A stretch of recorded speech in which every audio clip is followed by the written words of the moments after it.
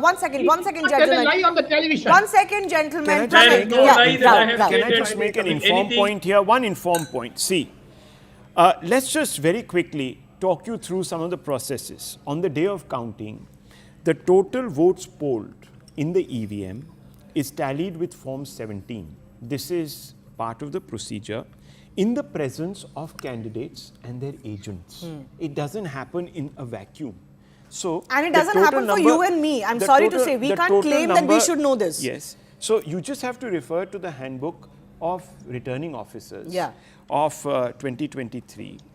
And what does it tell you? That particular handbook tells you that right after the EVM is shut down, the polling agents are there, the representatives of the contesting candidate are there, they are given a copy of an electoral form, and you have to tally the votes in the EVM with the form 17C in the presence of the candidate or their agent. So it's being done in front of you. That's why I say, that's why I insist. Which candidate is going to court to say, I did not get the proper benefit of the system and I was not given the documents or shown the proper process? No candidate has done that. Good.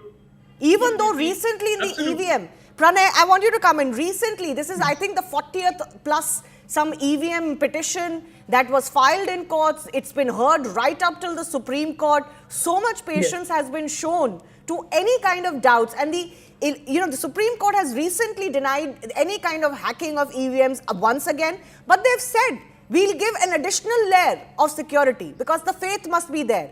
We'll allow the candidates to ask for the EVM machines to be opened within 7 days if they have a doubt. What else do you need? Absolutely, Shivani. So the way I interpret it, it is frankly a clear case of Angur Khatte Hain. The opposition is ceding defeat. So they know they are going to lose it and they are looking for grounds ya bahana to pass the buck. But in the process, they don't realize that they are questioning the legitimacy of not just the elections, the whole democratic process in India, and which is, contributing to reducing the vibrancy of our democracy. It can lead to people questioning or, reducing people's faith in our democracy.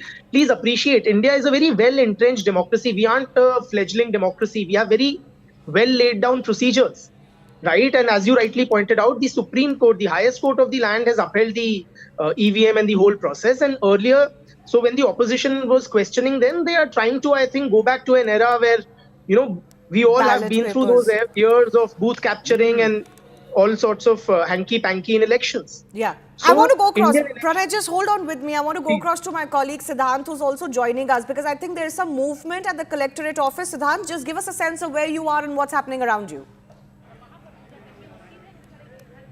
Well, that's right, Shivani. So I'm at Collectorate, and in fact, behind me you can see there's a lot of rush. In fact, the last moment security arrangement are being viewed by Prime Minister's security and the local police, because in some time from now, Prime Minister is going to arrive. In fact, the senior leadership, chief ministers, cabinet ministers have already gone inside, Shivani.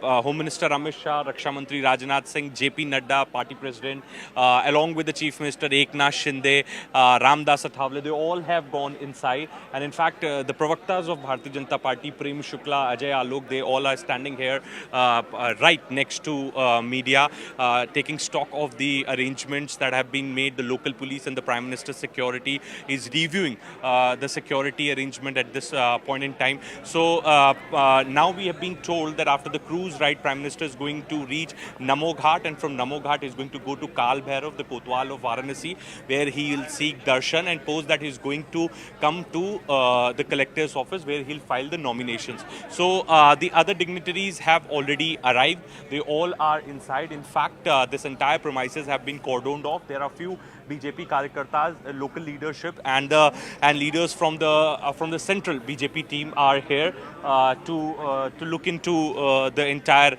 program. And this entire area has been cordoned off. There is pin drop silence. We can expect Prime Minister to come after seeking darshan of Kotwal, of Kashi, Kal Bhairav, and then he's going to be here inside for maybe 20-25 minutes. There's a very simple process of filing nomination. There's going to be 4 prastas Prastavaks, proposers of Prime Minister. One is going to be Ganeshwar Shastri, Pandit Ganeshwar Shastri, the famous man who has given date for the Muhurat for the Pran Pratishtha of Ram Lala. Then Sanjay Sonkar, obviously you spoke to him short while back. He is a BJP Karyakarta and comes from the Dalit community.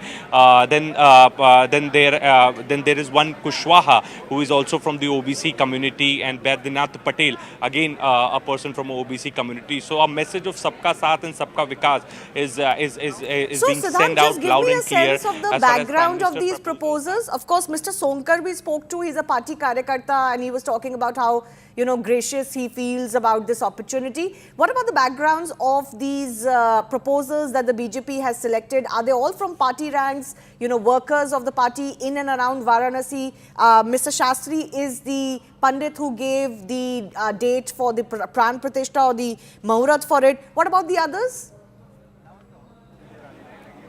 Well, yes.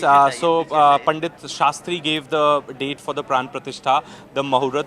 Then Baidyanath Patel, again right-wing inclined Karyakarta of Bharatiya Janata Party, to a right-wing inclined person, stays in Varanasi and comes from the OBC community. Then Mr. Kushwaha again is one of the proposers from the OBC community. So there's a strong message which Prime Minister is perhaps sending out by making these four as a proposer today at the time of his nomination, and the message is loud and clear: Sabka Saath, Sabka Vikas. And Pandit Shastri, as you rightly pointed out, gave the date for the Muhurat of Ramlala, and is a very renowned, famous astrologer in Varanasi, and perhaps lot many people consult him before making any big decision. So Prime Minister understands the importance of and the relevance of astha, of belief, and this is the reason that very properly homework has been done. And in fact, talking about the Muhurat of the filing nomination, there is also a Muhurat for that when Prime Minister will file the nomination, will practice that exercise. So it's going to be a 20-25 minutes affair inside the collector's office where I'm reporting from, and there's also going to be a show of strength by NDA, because this is perhaps for the second time, if I'm not mistaken, that the NDA will come under one roof. The tall leaders of NDA will come under one roof. Siddharth, Former I was Chief just Minister, looking present Chief Minister. at the list of people from both the BJP, their state chief ministers, their NDA leaders who've come. And generally these nomination paper filing rooms in front of the collector are pretty small. I mean, they're not the largest rooms. And you've got so many of them, I think 20 plus leaders who are there at the center. How many did you count? And how, it's going to be quite a task to fill them all in that room. Yes, that's absolutely right, and in fact, that's absolutely right. And so there is a bus which have brought all of them together, and in fact, the news agency ANI did their sound bites also. So there's a bus which has been arranged for all these dignitaries, because given the infrastructure in Varanasi, the narrow lanes, and there's also a traffic issue whenever some VIP arrives there. So given that, this arrangement has been made where buses have been arranged for all these VIPs, except the top dignitaries, the central ministers like Amit Shah and Rajnath Singh. All others have been asked to take bus to come to the nomination center, and they will again be dropped to their respective hotels in the bus. So this arrangement has been made. And also, Shivani, you were asking me about the profile of the proposers. So I've got some details. At that point in time, I wasn't ready with the detail. So Baidyanath Patel, he comes from the OBC community, and he is associated with Rashtriya Swayamsevak Sangh from a long time, and a very dedicated Karyakarta of Rashtriya Swayamsevak Sangh. Then Lalchand Kushwaha again comes from the OBC community and is inclined and is somewhere associated with the RSS. And then Sanjay Sonkar, you have already spoken. So this is the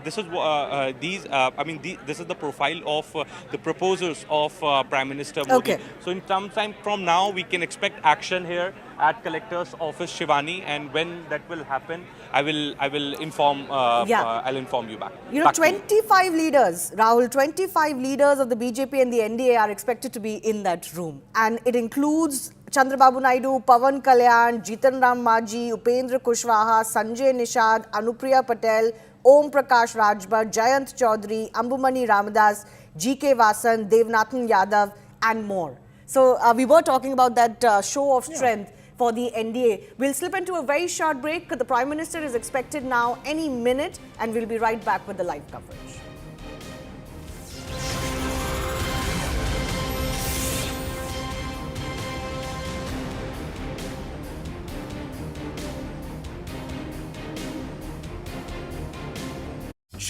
Kashi, and he is expected to be one of the people who will be one of the proposers of Mr. Modi. What I'm hearing is that the caste balance in the among the proposers has also been ensured by the BJP to send a wider message. So an OBC leader, a Brahmin leader and a Dalit leader are expected to be among the proposers. We are hearing about Sanjay Sonkar being the other proposer. Also Bheja Patel is expected to be the one more proposer. So Ganeshwar Shastri, Bheja Patel and Sanjay Sonkar are tipped to be the three proposers in PM Modi's nomination. This is also a very carefully crafted exercise on who will be the proposers for Mr. Modi, because a wider message is always sent by the BJP through this exercise.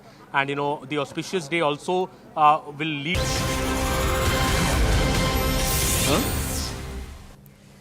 All right, these are live visuals now coming in. You can see the carcade of the Prime Minister now arriving, the SPG really guarding those two vehicles. The Prime Minister expected at the Collectorate office. He's of course been to the Ganga Ghat, the Shashwamedh Ghat. He has done his pujan of Ma Ganga. He has taken a vessel, the Ro-Ro vessel, to go to the Namo Ghat. From there he went to the Kal Bhairav. I think he's going to the Kal Bhairav Mandir now, known as the Kotwal of Kashi. A lot of historicity attached with everything that is connected to Kashi. My colleague Aman is joining us from Varanasi, and Aman of course has been covering Kashi for quite some time. There is so much symbolism to this city attached, isn't it, Aman? And people genuinely believe in the smallest of rituals that are age old. And Prime Minister really doing exactly that, going to Kal Bhairav to take permission before going for the nomination. Well, Kashi, Shivani, is the oldest living city, the most Puranik Nagari as people here call it. And Prime Minister Narendra Modi, I think the whole Hindutva stamp today on the Prime Minister's entire program, if we see, going to worship at Ma Ganga at the Dashwamedh Ghat in the morning, taking a cruise on the river Ganga across all the ghats, passing through the Kashi Vishwanath corridor, paying his obeisance to Kashi Vishwanath Dham temple last night, and now the Prime Minister is at the Kal Bhairav temple. Kal Bhairav, considered the Kotwal of Kashi, whom Baba Vishwanath has himself appointed as the Kotwal. Any auspicious work that is to be done in Varanasi, people always go first to Kal Bhairav temple to seek the blessings of Kal Bhairav Lord. And I remember going there yesterday in the morning when there was a huge crowd there, and the main pujari there was kind enough to allow us inside the sanctum and give us a detailed description of the significance of Kal Bhairav, how the Prime Minister had come in 2019 to Kal Bhairav before filing his nomination and won with an even bigger margin. And the priest said that we will bless the PM to win by an even bigger margin in 2024. Prime Minister's visit to Kal Bhairav also symbolic, as you said, of the various rituals of Varanasi, the small little rituals that everybody does, very religiously here. So, if I go around in Kashi in the morning, you'll see people going to temples early in the morning at 6 a.m., 7 a.m., huge queues right in the morning. Many people would be surprised when they come to Kashi and see these kind of fervor, religious fervor all around the year in this city. And the Prime Minister, being the MP here for the last 10 years, is of course leaving no stone unturned to showcase how he has become a son of the soil of Kashi in the last 10 years, how he's educated himself about every small ritual that is associated with Kashi, and sending a message not just in Kashi, across the entire state of Uttar Pradesh, across the entire country, where these visuals are being beamed live. And after Kal Bhairav temple, Shivani, the Prime Minister will be here where I'm standing presently. This is the Rudraksh International Convention Center, also a major achievement of the Narendra Modi as an MP, and he will be addressing the BJP workers here, giving them the winning mantra in Kashi. And this will be the Prime Minister's final campaign program in Kashi. For now, he is not expected to return to Kashi till the state polls on June 1st, because Prime Minister doesn't really campaign in Kashi, so confident the BJP is about this particular seat, and the people of Kashi fight the selection of Mr. Modi. And Modi, this time Mr. Narendra Modi, looking for a margin of 7 to 8 lakh votes to win from Kashi. So, Aman, I just wanted to check with you, what are you learning? Will the Prime Minister's address to the party workers be open to the media? Because it will be very interesting to see what vision he sets, not just for his constituency. I'm sure he would, want to set the agenda, what he plans to do for Kashi next, as opposed to what he's done in the last 10 years. Plus, the larger message for party workers nationally as well. Would we get to hear him? We are not sure, Shivani. Right now, we are not being allowed entry inside. They're saying it's not for media. So we are waiting outside. We'll wait for that clarity. If the visuals, I'm sure, will be beamed on other platforms. But we are waiting outside right now. Entry is not being allowed. But a lot of hundreds of party workers are present inside as we speak. And the Prime Minister is expected here in about half an hour after filing his nomination. This will be his final function around 1 o'clock. We are hearing. And the message, of course, will be important. I remember in 2019, it was an open public meeting which the Prime Minister had held after filing his nomination. And that time, I remember being present there. And the Prime Minister telling the people how important Kashi was. He went into the history of the city, his association with the city, why he came here for the first time. And I think quite a masterstroke for the Prime Minister to come and contest from Kashi in 2014. Many didn't expect him to leave Gujarat, but he left Gujarat. He contested 2 seats that time also, but Kashi was the seat he retained. And what a masterstroke it has proved to be, because that not just established, I think, the BJP firmly in Uttar Pradesh, BJP in that election, Shivani, because Prime Minister Modi contested from Varanasi, won 73 out of the 80 seats in UP, and since then UP has become this fortress of the BJP. I think a major factor behind is people feel that Mr. Modi is the MP from Varanasi. After that, Yogi Adityanath became the Chief Minister. So today, I think Uttar Pradesh, many people here speak about, is the new Gujarat for the BJP. It's like a fortress where there is virtually no challenge. Virtually no challenge, Rahul, in Uttar Pradesh, and we all know why that is really important, because 80 parliamentary seats.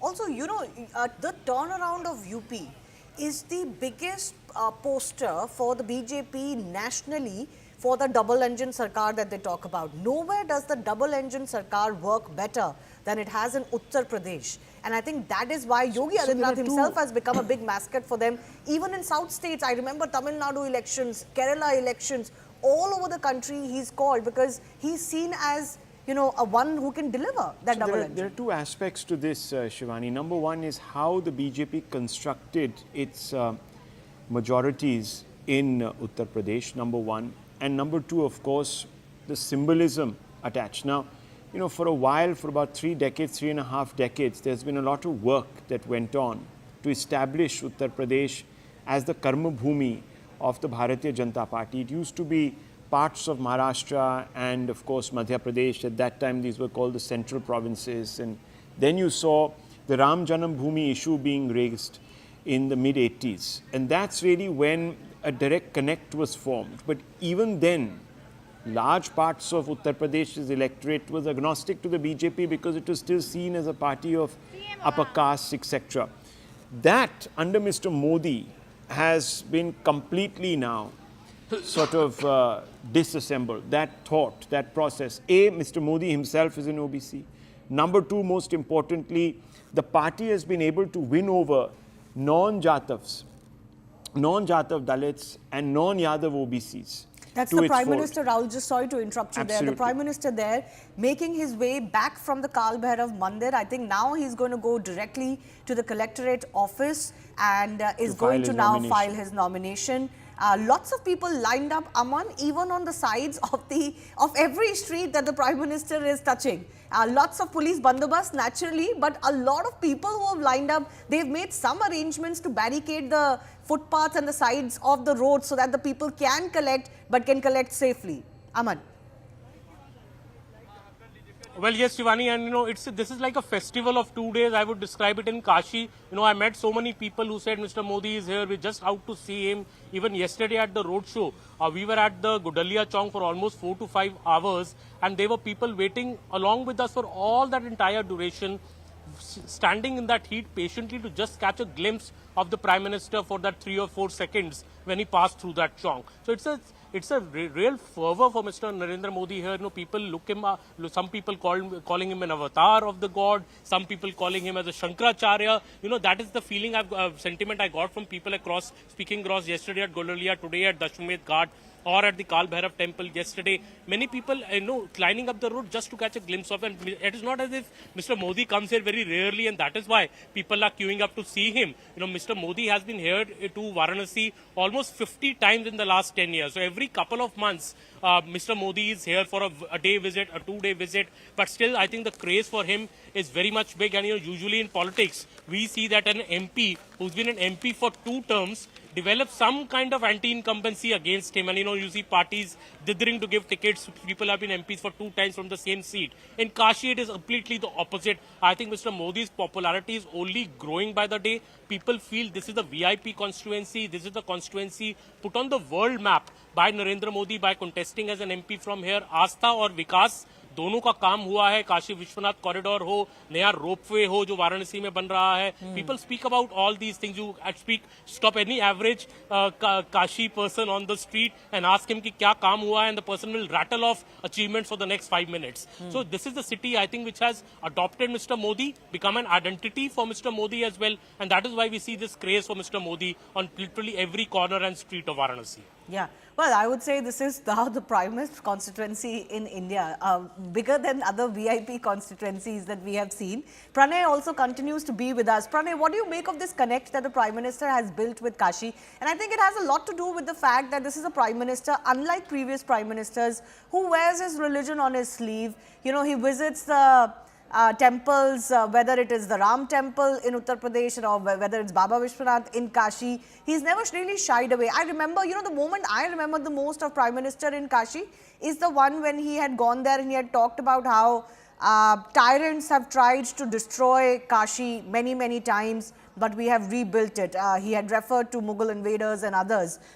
Prime Minister in India shy away from doing so. And even Prime Minister Narendra Modi copped a lot of criticism for talking about those invaders and tyrants who have tried to extinguish the flame of Kashi. But Narendra Modi is not shy of doing that, of addressing that part of our history without, of course, dragging it into the present. But we need to acknowledge that history. And I think one of the pain points of the supporters of BJP has been that history has been brushed under the carpet because it's inconvenient. Whether it's from our history books to the discussion that we can have freely and fairly even today. Pranay, your thoughts on the Prime Minister's connect in Kashi, because the city itself is very historic and extremely important. Absolutely, Shivani. So the Prime Minister has chosen, for the 3rd time in a row now, he's chosen a very, very symbolically important city for Hinduism. Of course, Kashi is like, the kernel of Hindu spirituality. I remember, if you'll allow me to quote Mark Twain, who said that Banaras is older than history and older than tradition, older even than legend, and looks twice as old, all of them put together. Right? So Hinduism is interconnected with the spirituality of Kashi. Apart from that, of course, it has also been a Hindutva bastion. Before Prime Minister Modi, even Murli Manohar Joshi, another important BJP leader, was elected from Kashi, and the BJP vote share has been rising in Kashi for the past 3-4 elections, from 30% in 2009 to 56% in 2014 to 63% in 2019 to God knows what this time around. Of course, as you rightly pointed out, the PM wears his religion on his sleeve, and today he is the undisputed mascot of Hindutva. Right? He has fulfilled the Hindutva agenda of the BJP, whether it is Article 370, whether it is the construction of Ram Mandir in Ayodhya, or whether it is now moving, towards a uniform civil code. And more importantly, I would say that he has resurrected Hindu pride amongst the ordinary people. Right? He has made being Hindu fashionable again. So he has galvanized the Hindu Samaj politically as well as socially. An awakening of sorts has taken place amongst the Hindus, and he is by far the biggest Hindu political leader, Shivani. There's no question about it. Surpassing the influence of even a Vajpayee and Advani. Okay, so you're saying ever in Indian politics, surpassing even the past greats of the BJP or the Sangh Parivar? absolutely. Dare I say, even Savarkar in his lifetime did not have the kind of political following that the Prime Minister enjoys today. Of course, Savarkar played a very important role laying down the foundation of Hindutva ideology. But the Prime Minister has translated it into a people's movement, right? So one is that, and of course, the Prime Minister is a very astute politician who knows how to connect with the people. Right. Right. So he has, stay with me. touched all the Pranay, right stay chords. with me. I want to go across to my colleague Siddhant. He's at the nomination filing center, and that's where the Prime Minister is now expected. I think we did see him leave the Kal Bhairav Mandir, Siddhant. I think it was about 5 minutes ago, and he should be expected any minute now. Well, yes, I could see the pilot of Prime Minister's convoy approaching the nomination center, and there you see the live footage of Prime Minister's convoy approaching the nomination center. And in fact, the ropes are being put in all around the nomination center just to make sure that that the crowd remains on both on this side of. Then there you see the Chief Minister of Uttar Pradesh. I guess Yogi Adityanath has just arrived at the nomination center ahead of Prime Minister's arrival. You are absolutely right, Shivani. 5 minutes back, he left Kal Bhairav temple. And look at the craze for Yogi Adityanath. There you see the BJP Karyakartas and people standing right outside the nomination center waving at Yogi Adityanath. His arrival has taken place just a few minutes ahead of Prime Minister's arrival. Again, a star campaigner of Bharatiya Janata Party. Siddhant, somebody stay with with a me. mass We're getting appeal. visuals And from now the inside showstopper the Prime Kal Minister. Bhairav Mandir. The visuals first on CNN News 18 as the Prime Minister went inside the Kal Bhairav temple. There were so many people there collected too. Could be party workers, supporters, and everyone chanting. I think they must be saying, of course, for Kal Bhairav, but also Lord Shiva in Kashi. And he prayed there, took permission of Kal Bhairav, considered the Kotwal, has done some aarti as well. And Yogi Adityanath was there to garland him as he arrived at that Kal Bhairav temple. From there he has left. These are deferred visuals that are coming first on CNN News 18. Let's listen in to the nat of that visual coming in.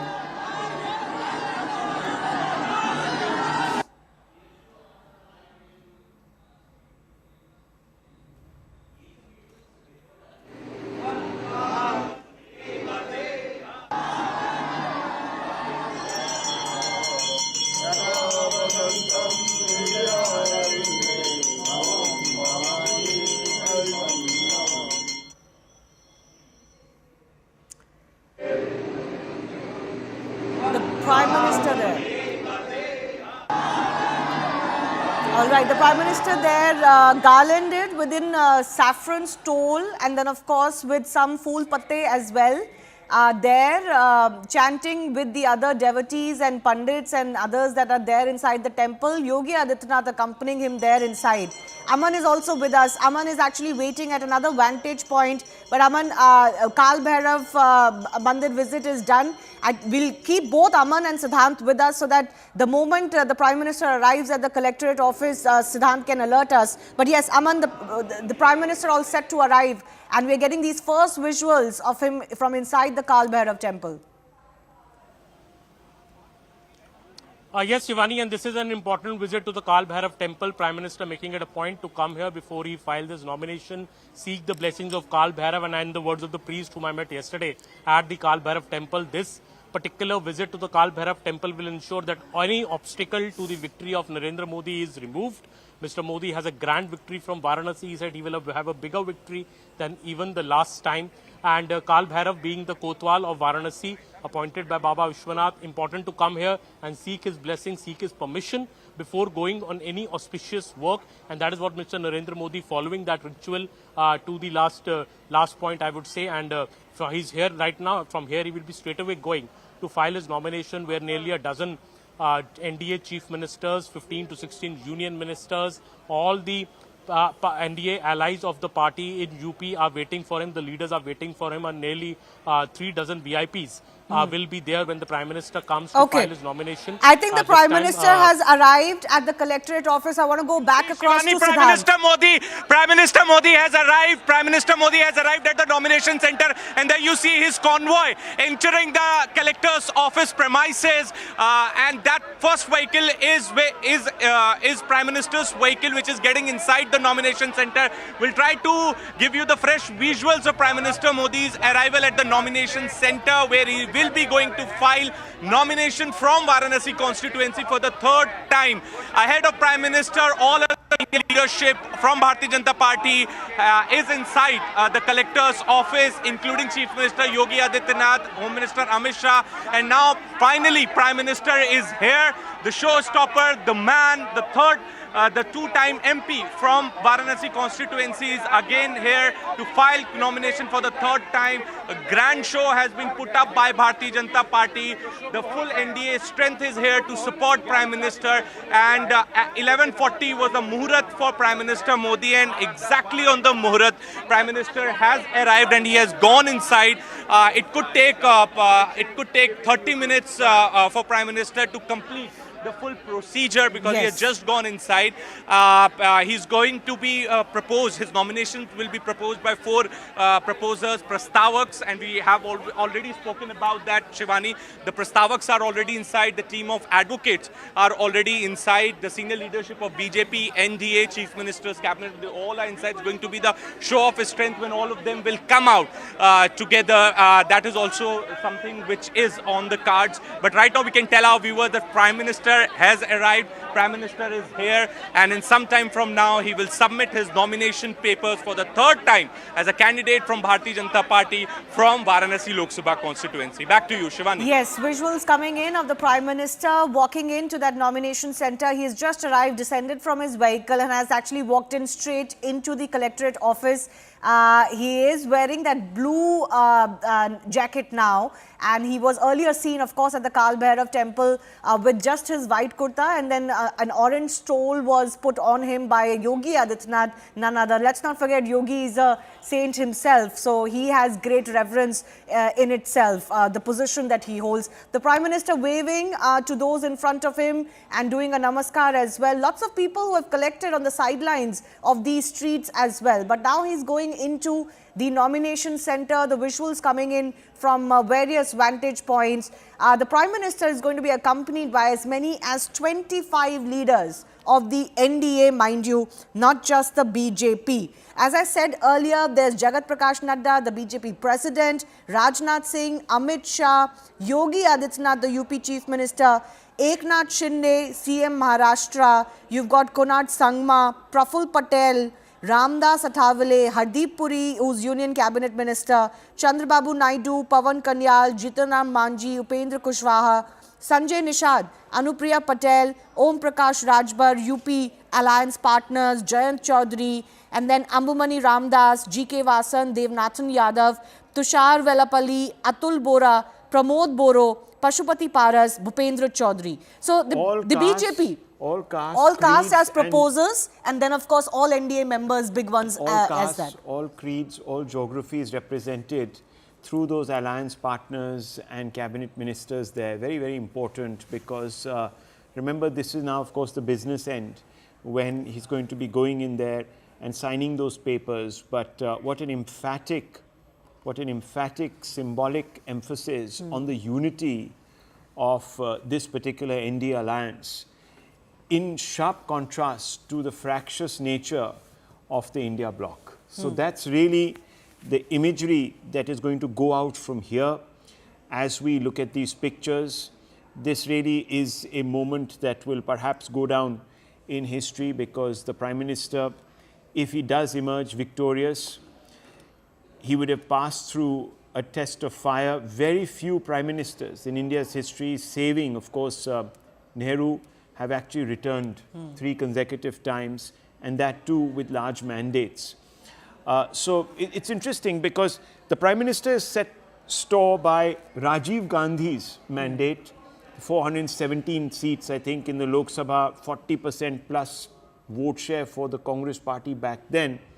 And I think that's really where the Prime Minister is trying to place the NDA Whether the BJP in itself will get 40% vote share, one can't say right now. But if you look at the interviews that have been given by the Prime Minister and by Mr. Amit Shah, they're very confident that halfway through this particular stage of the election, this leg of the election, they believe that yes, they're on course to set those record-breaking numbers. And while the Nehru graph was waning as he entered his third term, if these projections by the BJP come true, then you would see an ascendancy of the BJP in the NDA in the prime ministerial graph. That would be quite something after spending 10 years in power. Rahul, a lot has been made about the fact that these targets that the BJP is trying to achieve, they are autocratic in itself, they're authoritarian in itself, and this is to aid authoritarianism in the country. Otherwise, why do you need 400 par? Well, this charge was made from day the Prime Minister assumed office almost, and at that time, I think the BJP had 382 or 384, 284, and then of course, it continued to be made even when he had 303. So I think this has become a shibboleth, a sort of a way of trying to characterize the tenure of the Prime Minister.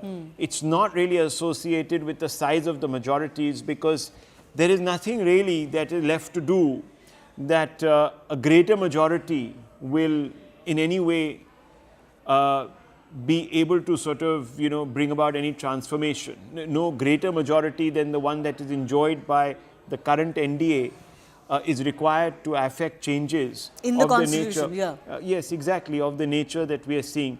Of course, there is this talk of one election, one for one India. That also has been done in the past. We began on that note. So there's nothing that is not known that the Prime Minister is choosing to affect by, winning a third term in office. So I see this really more as an attempt at trying to create a narrative, to create an issue where there perhaps may not be any.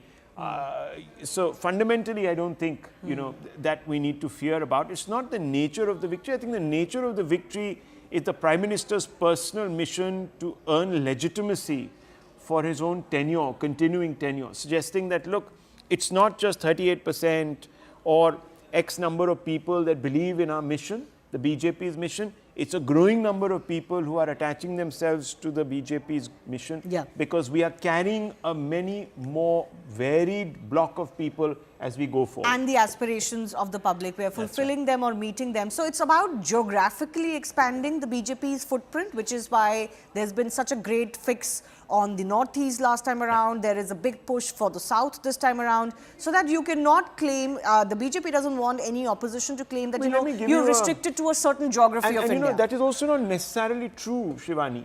Remember that in 2014, the BJP had about 33% of the vote.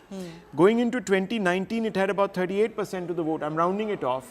It had 282 or 284 seats, and it went up to 303. So this 6% or 7% that they gained didn't really give them so many more seats. That's why, because they expanded to other parts of the country. Well, what really happened was that the stronger seats got stronger, so they had more votes polled in those seats, rather than geographic expansion. BJP is now, of course, contesting a lot more seats, and it is hoping to do better in those seats. Yeah, for example, I mean, one of those places where you never thought the BJP would pitch its flag was Tripura. Yes. And to displace, the existing machinery there. Now in the south, for example. And then, of course, they did very well in Bengal. They want to repeat that in the south. But these elections will be a test of that. My colleagues Aman and Siddhant both continue to be with us. Let me go across to Siddhant first up. Siddhant, you were suggesting it could take about half an hour. Any sense that you've managed to pick up on what are those small modalities that are going to be done inside the office as the Prime Minister files those nomination papers? Well, Shivani, right now we can tell this to our viewers that the legal team of Prime Minister was already inside. They were waiting for Prime Minister's arrival. In fact, the paperwork was almost complete. Whatever formalities were required. In fact, all the prastavaks, the proposers, were inside. Their signatures were also taken. So, in terms of formalities, the formalities were 90 to 95% complete. before Prime Minister's arrival. All Prime Minister had to do to sign and just go through the papers that have been prepared by the legal team. And after going through the papers, he will sign and he will submit the nomination form to the district magistrate of Varanasi. And he'll be accompanied by the other leaders from NDA. And there's also going to be the show of his strength. We will get the visuals from inside the collector's office shortly. This is what we have been told. And in that visuals, we'll get to see the entire strength of NDA in Varanasi supporting Prime Minister Modi when he is filing nomination to secure third term as a member of parliament from Varanasi. So it's a historic day for not just for Varanasi but for Prime Minister Modi also, Shivani, and this is the reason that BJP workers have come here in large number. I would ask my video journalist Vimbadhar to pan and gifts, and you see all of them, thousands of them have been waiting outside the nomination center. They are not allowed inside as section 144 is in place, and there is a proper security call due to Prime Minister's protocol, due to Prime Minister's movement. But many have them gathered here and have been waiting for Prime Minister's arrival since morning. So this is a craze for Prime Minister Modi. And as you rightly pointed out, Aman is at Rudraksh Convention Center. Straight after filing the nomination, Prime Minister is going to go to Rudraksh Convention Center, where he will be attending Karyakarta Sammelan, where more than 50,000 Karyakartas, not just from Varanasi, but nearby districts are waiting for him for his address. So, it's an action-packed 24 hours for Prime Minister Modi. Yesterday at 6, he started his public engagements with the road show. Now, since morning, he did a Ganga Pujan at a ghat. Then he went to Namo Ghat and he took a cruise ride. He went to seek darshan of Kal Bhairav, and now he has arrived at the nomination center to file nomination for the third time as a member of parliament from Varanasi constituency. This time BJP is targeting lead margin of 8 lakh votes, and perhaps this is the reason that there's a proper campaign slogan that has been given, Hamar Kashi, Hamar Modi,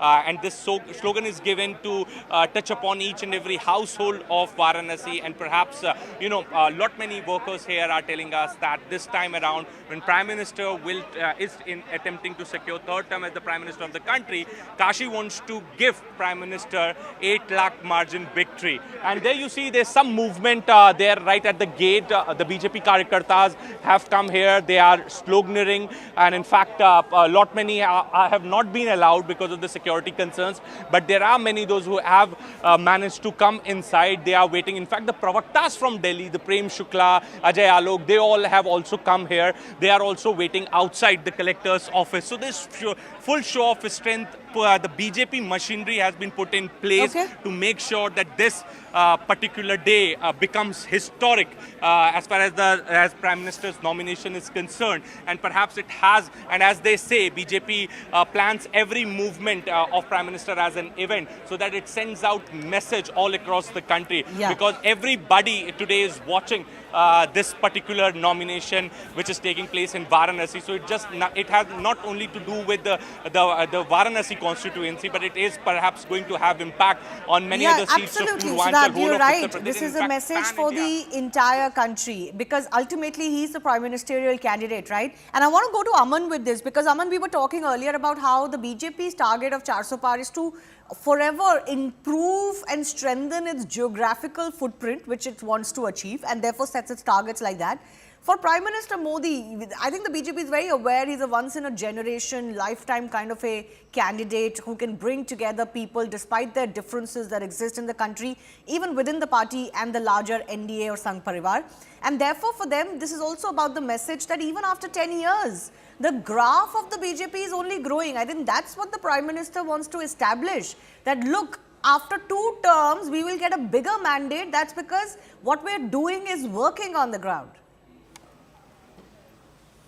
Well, absolutely, Shivani, and if you put in the words of the Prime Minister, what he's been telling his colleagues is that when I first came to power in 2014, I came on the power of promise that there was a corruption-laden UPA government. I said I will provide a non-corrupt government, and I came on that promise. 2019 was an election where we fought on the major plank of national security. It had happened after Pulwama. Mr. Modi said, I am securing the country's borders. I am giving it back to Pakistan when it comes to terror strikes, and we will not tolerate terror strikes on our soil. this election, I would say, is very, very different from the earlier two elections because now Mr. Narendra Modi is an established leader. He is seen as a leader at the national level, someone who runs a strong decision-making government, I would say, somebody who has the political will to take decisions like abrogation of Article 370, construction of the Ram Temple in Ayodhya, bring in CAA, promise UCC and one nation, one election in the manifesto this time, and a leaders also grown in world stature. Leaders across the world are looking at Mr. Modi also for advice on important matters. The India's leadership at the global level, be it the G20 presidency or other platforms like Quad, has only risen in India's power has only risen. That is now, I think this time Mr. Modi in this election is saying, look, you gave me 2 terms.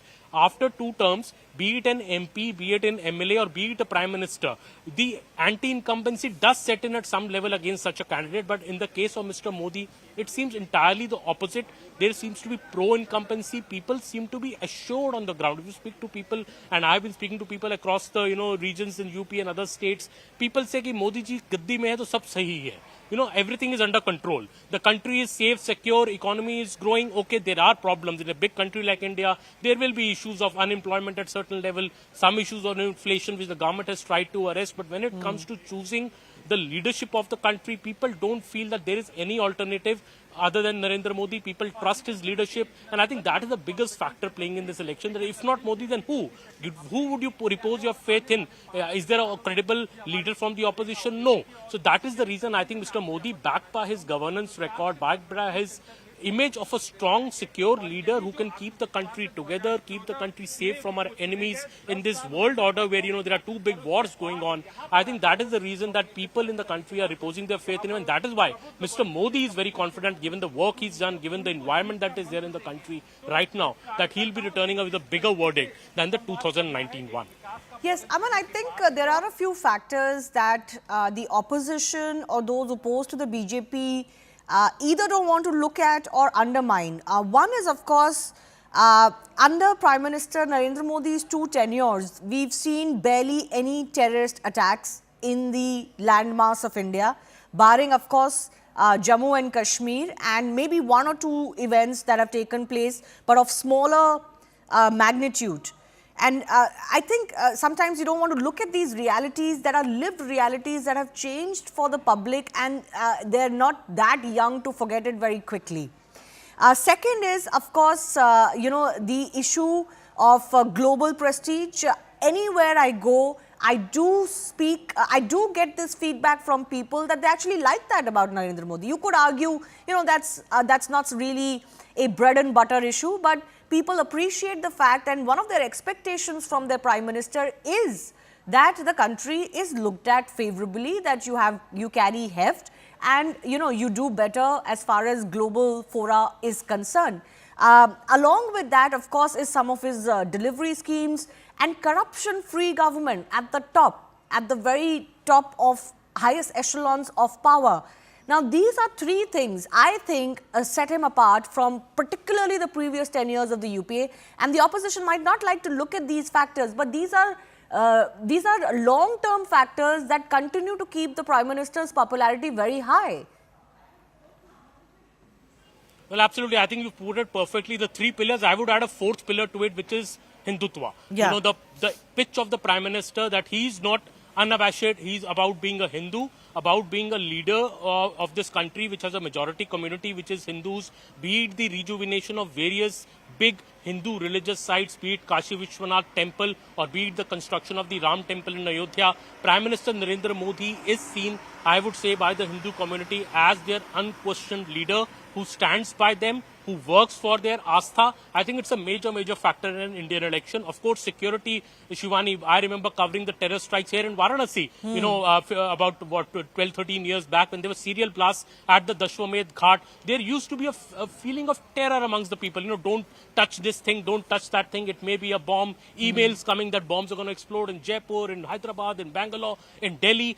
This feeling is no more there in the country. People feel that, okay, nobody can do bomb blasts in our cities anymore. anymore. Yes, there have been terror strikes. There were terror strikes in Uri. There was a terror strike in Pulwama. But even then, the terror strike happened, India replied with a surgical strike inside Pakistan. Ghar mein ghus ke mara, as Mr. Modi says. So in a way, the country has built a deterrence to terror, I would say, which is appreciated across the board. It's across caste, creed and communities. People appreciate this feeling of safety. People appreciate this feeling of Modi standing up for Hindu Astha, running a non-corrupt government and running a government which is strong and takes decisive action. It is not struck by policy paralysis as in the UPA. There is only one power center here, Shivani. There is no two power centers as in the UPA. The decisions are taken in 10 Janpath but are executed from the PMO. Here, the decisions are taken at one level, and that is a testament to BJP that decisions in BJP are rarely known outside 2 to 3 people. That shows how firmly Aman, just interrupting you there briefly. The Prime Minister at the DM, accompanied by Yogi Adityanath and his other proposers, I believe.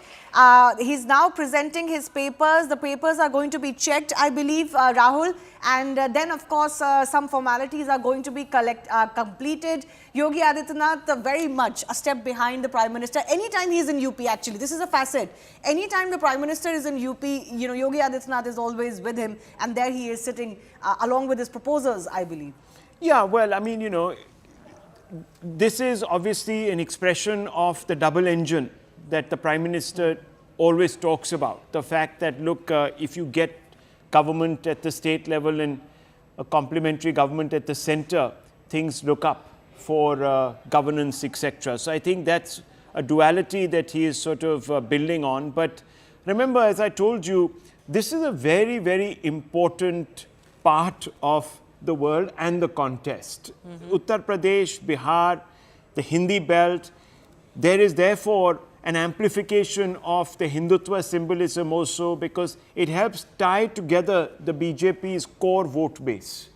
And if the BJP can continue to retain that voter base, even in an election with lower turnout, it automatically approaches closer to the 272 mark. And that is... And let me just go across to Siddhant for more on this. Siddhant, can you hear me? Yes. Yeah, I can hear you, We can Rahul. see the I Prime can hear Minister now with his proposals. If you can just talk us through who these are and the importance of this occasion.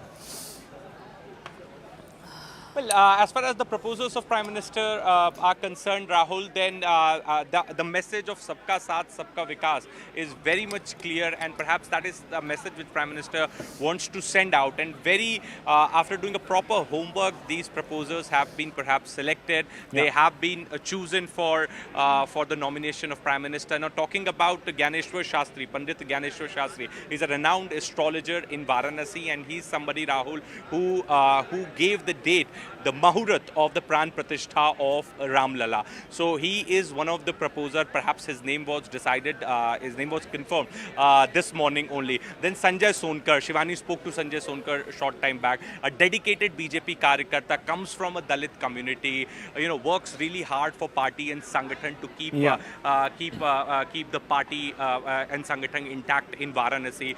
Was a proposer of Prime Minister in the last elections also. Then Baidyanath Patel again comes from the OBC community, a dedicated worker of Rashtriya Swayamsevak Sangh and like-minded organizations. So these are the... Well, Siddhant, I remember last time in 2019, Professor Annapurna Shukla was also there, and that was also quite the moment, because the Prime Minister touched her feet before he actually entered the nomination center, the collector's office. And she was, of course, a brilliant scientist in her own right, someone who had studied medicine in Britain. She was also brought to the Banaras Hindu University, if I'm not mistaken, by Pandit Madan Mohan Malviya, who was, of course, from where, of course, this entire process, the Prime Minister sort of set off yesterday on his route, his roadshow through Varanasi from actually the Madan Mohan Malviya Gate in Banaras. And then, of course, it has brought him here to the nomination center. All the final if you're just speaking over these visuals, viewers, you can see now, of course, Panditji also coming out with the Prime Minister, Yogi Adityanath right behind him. Many people, of course, see Yogi Adityanath as perhaps the torchbearer of the BJP in the future, suppose the distant future. But as of now, of course, very important, pivotal moment in this campaign, viewers. We are halfway through. This is phase 4 done, about 300 odd seats, 380 odd seats now done through. So the BJP, of course, is expecting to cross the halfway mark in this particular phase itself. That's what they've said. Siddhant, what happens next? The Prime Minister then goes for this closed-door meeting, we are told, in a little while, or what happens next exactly? Well, Rahul, Prime Minister is a star campaigner of BJP, so he has got a lot of responsibility. In fact, Aman was telling me yesterday, by the end of this election season, he could be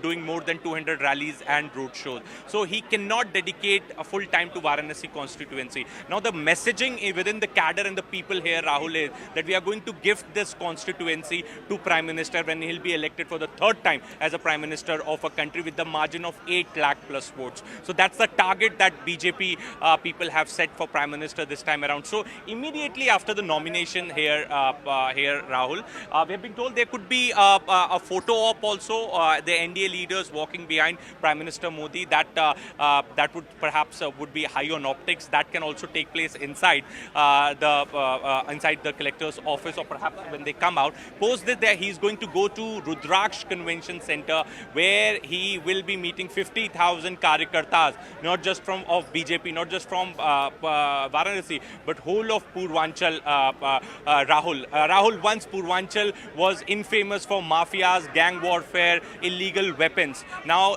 Purvanchal is witnessing transformation, not just Varanasi, because of Prime Minister Modi and obviously Yogi Adityanath, who comes from adjoining district, nearby district of Gorakhpur. Because of these two leaders, Purvanchal has got new energy, and the new wave of development transformation is taking place. Even nearby Chandauli, one of the backward districts of UP, is today witnessing lot of projects coming up, roads being built. So it's not just Varanasi, it's whole of Purvanchal which will see the impact of the mega roadshow which took place yesterday in Varanasi, and also this entire event, the nomination event of Prime Minister. That's a good point, Siddhant. Very good Modi. point. Also, of course, viewers, let's not forget that as we go forward, a large number of union ministers and, of course, other high-ranking officials of the Bharatiya Janata Party will be drafted in, so to speak, to Varanasi.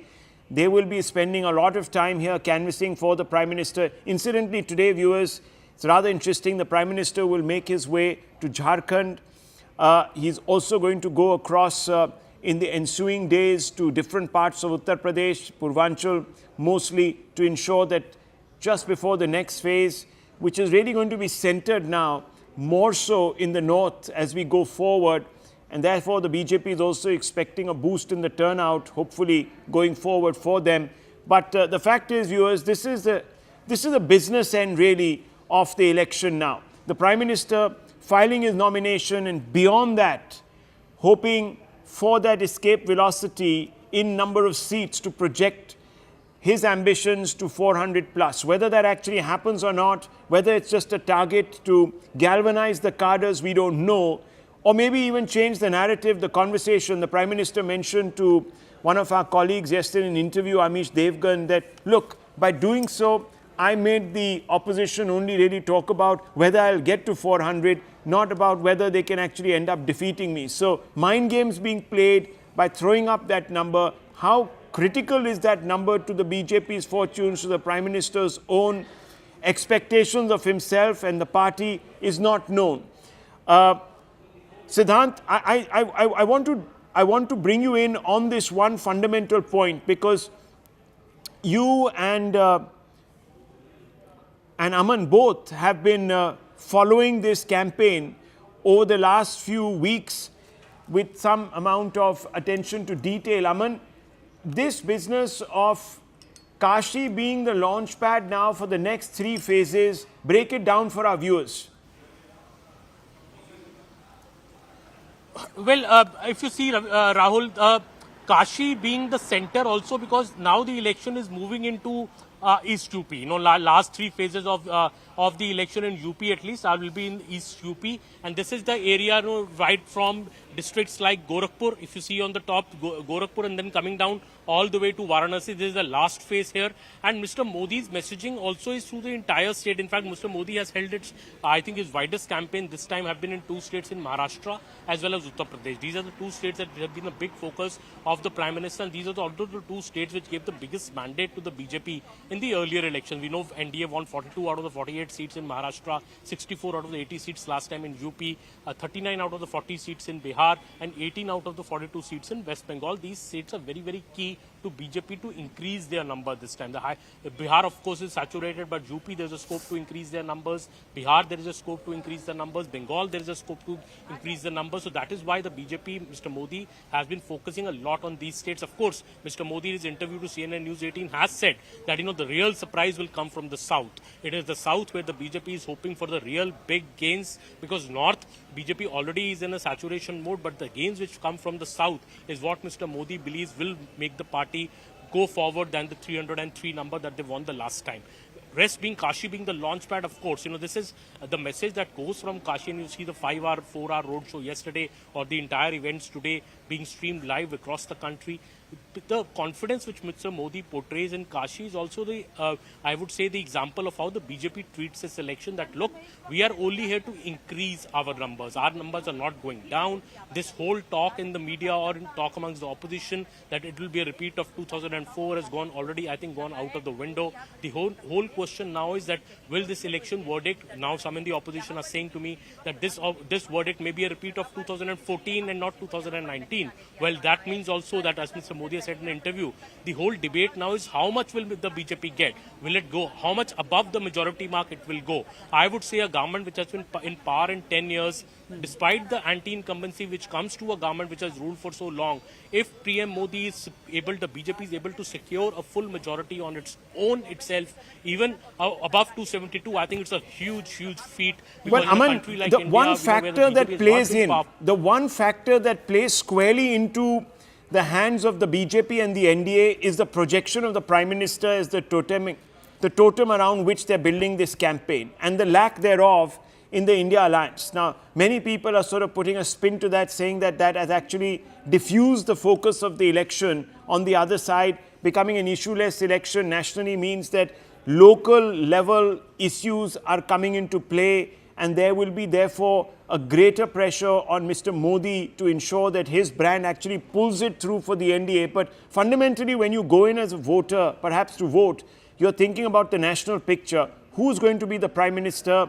Who's going to be the person who's going to lead this country? And that's where, when you have the image of the Prime Minister center forth in your mind, placed there, as you can see, viewers, surrounded by the NDA allies, of course, the prospects of the India alliance looking like a Kuwait organization that can carry forth the voter begin to decrease, Aman.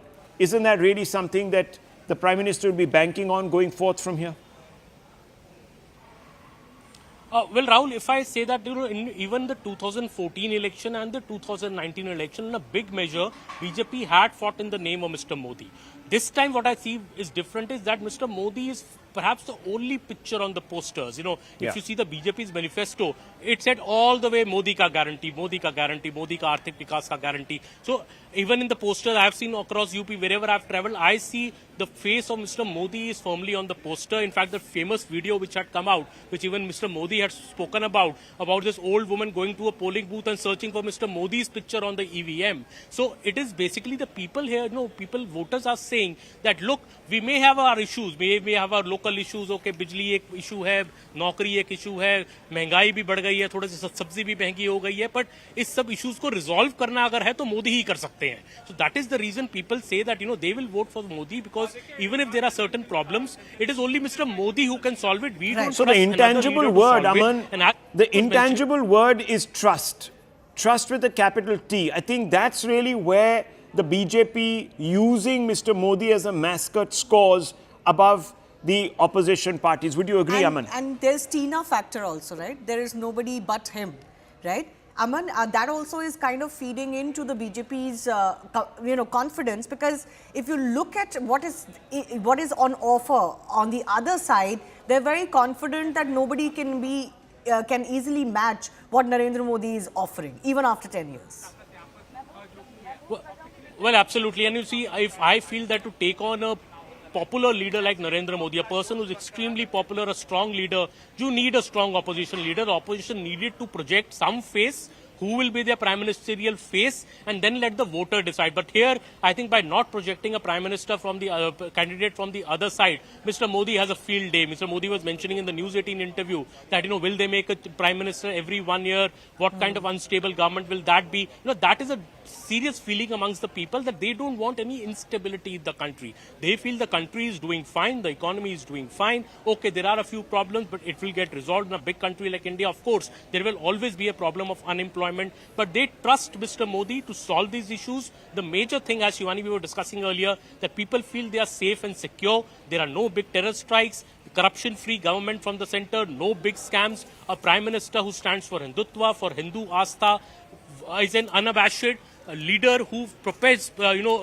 Hindu traditions. Today we saw him at, the Ganga river. Then we saw him at Kal Bhairav. He has been to Kashi Vishwanath temple, did a puja for half an hour. This is something that people appreciate, I feel. And that is why this whole factor of trust in Mr. Narendra Modi. This election is all about Mr. Modi. I feel it is different from 14 and 19. This time, there is no Balakot, there is no corrupt government of UPA, which the BJP is trying to remind the voters of. This election is simply BJP is telling the voters, you have seen this man for 10 years, he's delivered, give him another term, it will be better for the country. That is a simple mandate from the BJP, simple appeal from the BJP. And, just to talk in more details, Siddhant is also with us. Over the last 10 years, what have we witnessed, Siddhant? Some of the large, big delivery schemes of the NDA government being highly successful. And UP has been that crucible where they've tested a lot of their big schemes. So, for example, Ujjwala post 2014, that was the big reason that was being attested to why BJP won the mandate that it did in 2017 UP elections.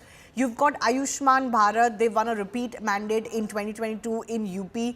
And you've got the ration scheme, and I can personally also attest that before 2022, because that was still post-COVID, the ration scheme was the one that was being talked about. No surprises, the government has extended it. Although some critics may oppose that, but they have extended it because that ration scheme is the big ticket deliverer as far as this term is concerned, or the elections for the next term is concerned. What are the voices you got, Siddhant, from Uttar Pradesh? Because this is what I heard when I went through either UP or anywhere else in the country. You're absolutely right, Shivani. In fact, in 2022 Vidhan Sabha elections, when we were covering UP and when BJP won, there were two major factors, Modi ka ration or Yogi ka sushasan. Okay, and because of which only BJP was re-elected and was brought to power. Now, this time around, there are many factors that are playing in favor of BJP. Number one, Shivani, when in 2014 Prime Minister Modi was won the election, the major issue was trust, because people trusted Prime Minister Modi. There were a lot of problems that were going on in country at that point in time. Prime Minister Modi was giving solution to all those problems in his manifesto, in his speeches, and people were liking it, people trusted him, and he was brought to the power. But as in the case of Rahul Gandhi is also highlighting some of the problems, but people don't trust him that whether he'll be able to solve it or not. So this is the biggest issue with Rahul Gandhi and the leaders from the opposition party. Fine, if they're talking about unemployment, if they're talking about inflation or other crises, paper leak for that matter for the state of Uttar Pradesh. But you are only talking about it. Whether you will be able to solve it when you come to power is something people are not sure about. Point number one. Point number two, as you rightly said, ration and Sushasan is playing a key role as far as BJP's victory rath is concerned. And third, and the most important point, Shivani, which we were missing in this debate, is Amit Shah's micromanagement. Now you see, as far as state of Uttar Pradesh is concerned, Amit Shah is micromanaging lot of constituencies where BJP is facing challenge from the opposition party candidate. You take seat of Jaunpur, you take seat of Lakhimpur Kheri, you take seat of Raebareli. Amit Shah went to Raebareli and perhaps sat in between Dinesh Pratap Singh and Manoj Pandey and got their old rivalry settled. Just so that the party can contest elections against Rahul Gandhi in a rock solid manner. So the micromanagement of Amit Shah. Now in Jaunpur, many are saying that Shri Kala Devi, on the last moment decided not to contest because there was some satgat which happened back channel. And the last one is Kaushambi seat. BJP candidate was not confident of winning from the Kaushambi. The Amit Shah intervened, and perhaps there are reports that Amit Shah met Raja Bhaiya, and now Raja Bhaiya is going to support BJP on the So this level of micromanagement being done by the Home Minister of the country, somebody like Amit Shah, is also perhaps plays a lot of that's the role when it BJP's comes calling to card, because they are not complacent. They don't really shy away from the hard work that needs to be put in, and you have to respect that at the end of the day. The opposition, even after 10 years, hasn't been able to replicate that at their top level. But Rahul, Siddhant was talking about whether the options being provided or the alternatives, the solutions being provided to quote-unquote problems of the country are being bought by the public. It's not just whether they can deliver. Look at these solutions. Are they viable? Rahul Gandhi is talking about a caste census. Rahul Gandhi is talking about a wealth survey. Rahul Gandhi is talking about increasing reservation in the country beyond the 50% or 55-60% that exists in some countries, some states. Is this what is resonating with the public is also the Shivani, question. we need to add a few caveats, because at the state level, there are governments that are run by opposition parties. I think where you have to sort of look at this election from and the messaging from is whether a political party has the ability to transcend geographies. We are talking about today a national level election. The nation is foremost. Which political party, which leader has appeal cross geographies, number one. Number two, has the depth to give you and in this age of decisive mandates, a cohesive government, stable government with a large core, even if it is to be a coalition government, a large core. Now, look at the Congress, for example, which is the fulcrum of the UPA. At that moment in time, the Congress was contesting in excess of 400 seats, the number of seats that the BJP has been contesting, right?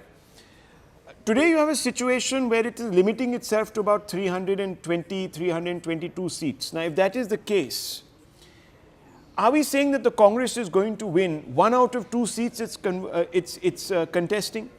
Because only then will you get around 160. Remember, the Congress in the UPA 1 had about 138 or so Lok Sabha seats, and that allowed it to build a larger coalition. But at that time, the left, the Samajwadi Party, the caste-based party, the southern parties were much bigger. And Andhra very resolutely stood behind the Congress. In fact, if you look at both the UPA 1 and UPA 2, Andhra numbers really buoyed the heart of the UPA. And also, of course, there was Karnataka and some of the southern states, and there was presence in the north.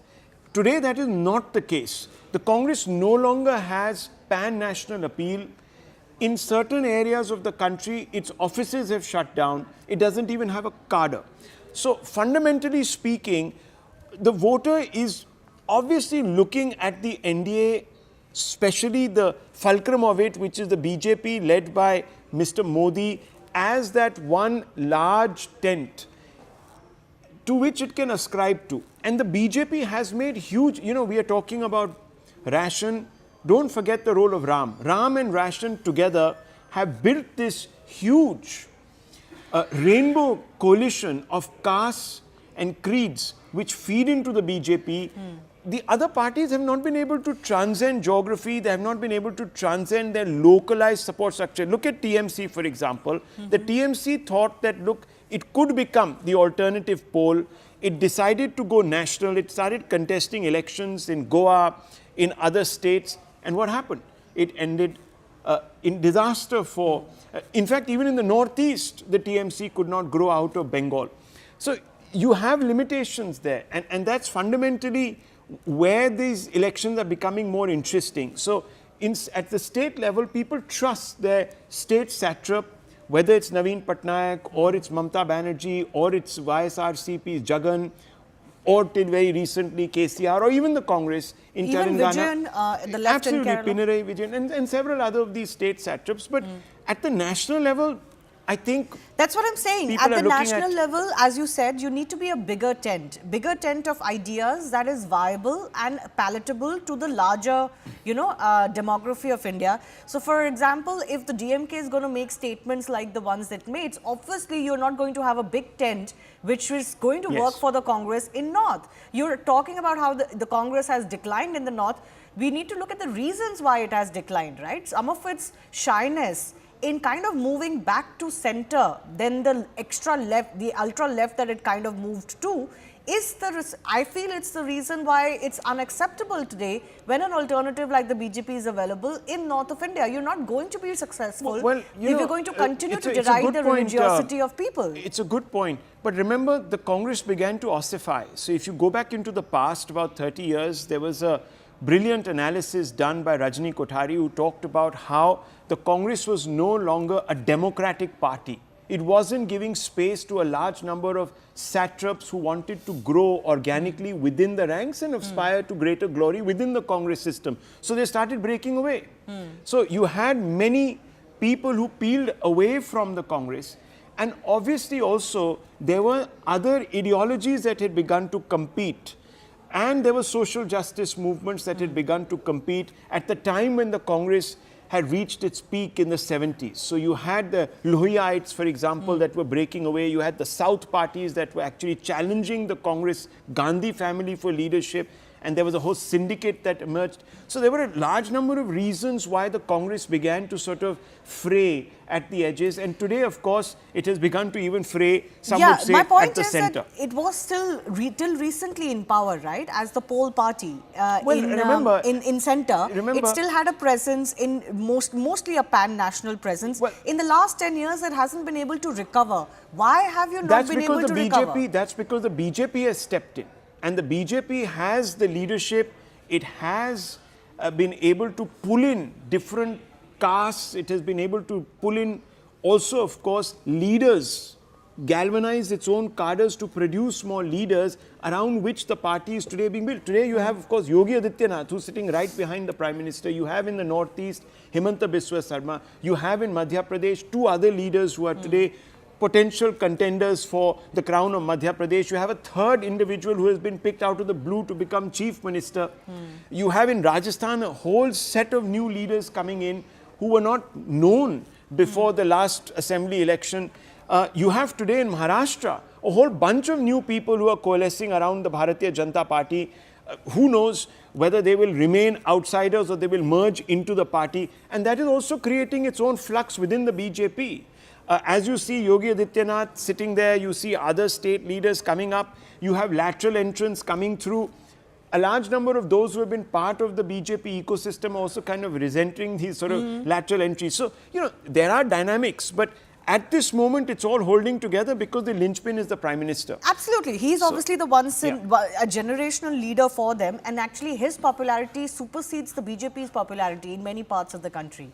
The vote actually comes to Narendra Modi, not so much the party symbol, and I think that's the reality the BJP is aware of. But interestingly, because you've been looking at numbers, Rahul, from 2014 to 2019, from 283 to 303 roughly, the BJP increased about 20 seats in one election. And a considerable vote share that they increased as well, 6.5%. Now they've set a target of 370 for themselves. So if you look at in percentage terms, from 303 to 370 is a massive jump, right? I mean, just physiologically, numerically, this is an impossible target. I don't think it's been achieved. Well, it has except been for, of course, by the Rajiv Gandhi government. No, but that's a very different emotional election, isn't it? True, but what I'm saying is statistically it's possible, provided, of course, the resistance from the opposition doesn't breach a particular threshold. If the opposition votes are concentrated around the 30% mark in different parts of the country, in different constituencies, obviously it becomes more and more difficult for the Bharatiya Janata Party. That means it will really have to pull in a huge number of votes to constantly overcome that basic threshold that the opposition. But unfortunately, what we have also seen is that in many cases, the gap between the BJP and the opposition is astronomical. It's as much as about 18 to 19%. Let me tell you, in the last election, 244 constituencies, the BJP had a vote share of more than 50%. I mean, that tells you about the dominance of the BJP and the complete, at least at the national level, the complete erosion of a voter base of the opposition. If that continues, of course, anything is possible, because at the end of the day, we are just we have a system where it's first past the post. All you need to get in some constituencies is 33% of the vote, and you can make... Yeah, so they need to do that in a greater number of seats now.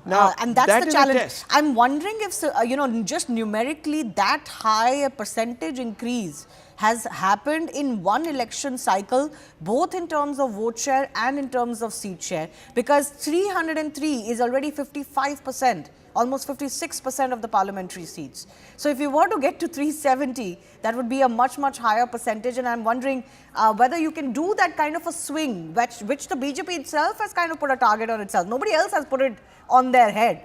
They've kind of invited this on their head, and I do feel that the headlines would depend a lot on the 400 par target and the 370 target that they've put for themselves when the results come out. But we will keep our focus on the Prime Minister's visit to the nomination centre in Kashi. We'll slip into a very short break. The Prime Minister is now expected to come out any minute, and we'll be right back with that.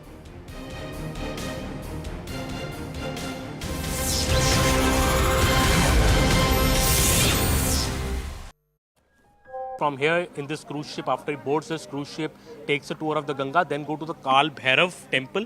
Kal Bhairav temple is also a very holy temple in Varanasi, Toya. And Kal Bhairav, the belief is that the Kal Bhairav was appointed as the Kotwal of Varanasi by Baba Vishwanath. And any auspicious thing to be done in Varanasi, people first go to the Kal Bhairav temple to seek the blessings of Kal Bhairav. Kal Bhairav is also known as the Lord who gives you courage, who removes any fear in your mind and removes all obstacles in your path. And we were speaking to the Pujari of Kal Bhairav yesterday, in which he explained how the Prime Minister had come there in 2019, and today also he'll be going there in a short while from here. In fact, after this cruise ship ride, the Prime Minister is headed straight for Kal Bhairav at 10:30 a.m. So a lot of messaging, I think. Obviously, the Hindutva culture, the Hindutva elements today reflecting in the Prime Minister's schedule today, starting with the Ganga Pujan. The Ganga Pujan is on for the last almost 10 minutes. You can see the Prime Minister standing there and doing the Ganga Pujan. And Prime Minister is expected to spend another 10 to 15 minutes here. We will see if he takes a dip, as many are speculating that he will. And then he will board this cruise ship, take a round of the entire ghats, go up till the Namo Ghat, and from there go to the Kal Bhairav temple, then for the nomination at the collectorate along with his proposers. Even at the nomination function, Toya, a big show of strength will be seen by the Prime Minister today. Over a dozen chief ministers of the BJP from various states are going to be present. Along with that, 16 to 17 union cabinet ministers are expected to be present, led by Home Minister Amit Shah and Defence Minister Rajnath Singh himself. The Chief Minister of UP, Mr. Yogi Adityanath, will also be present during the nomination process. The proposals of Mr. Modi will be present. So a big show of strength by the BJP. One person who would be missing, in fact, will be the late Prakash Singh Badal, Toya, who was the proposer, who was present during the nominations of Mr. Modi, both in 2014 and 2019. And I remember Mr. Modi had touched the feet of Mr. Prakash Singh Badal at the nomination centre before filing his papers. Mr. Modi had high regard for Mr. Prakash Singh Badal, the Shiromani Akali Dal Supremo. He is no more with us, Mr. Prakash Singh Badal. So that absence of Mr. Badal, I think, will surely be felt by Mr. Modi today on his big day when he's filing his nomination from Varanasi. But all other senior BJP leaders, NDA leaders, Jayant Chaudhary, Anupriya Patel, Omprakash Rajbhar, all the allies of the BJP in UP will be present when Mr. Modi files his nomination today. And you can see him now doing a Ganga Aarti at the Ganga Ghats. You can see those visuals where he's doing the Ganga Aarti. Toya. Yes, Toya. So today is Ganga Saptami. That's what we are told, that it's Ganga Saptami. It's a very, very auspicious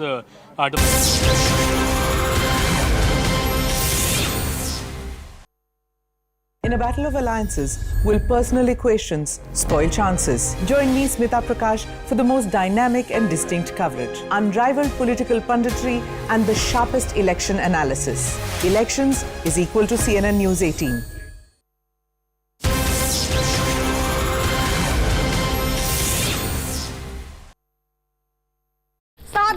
Prime Minister is come to the Dashwamedh Ghat to offer prayers at the bank of the river Ganga, and it's also an auspicious day. Today is the Abhijit Muhurat is there today, in which the Prime Minister is going to file his nomination. This is also the Pushya Nakshatra, which is on today. So any activity carried out during the Abhijit Muhurat and the Pushya Nakshatra is considered auspicious, and any activity done is likely to succeed, with flying colours.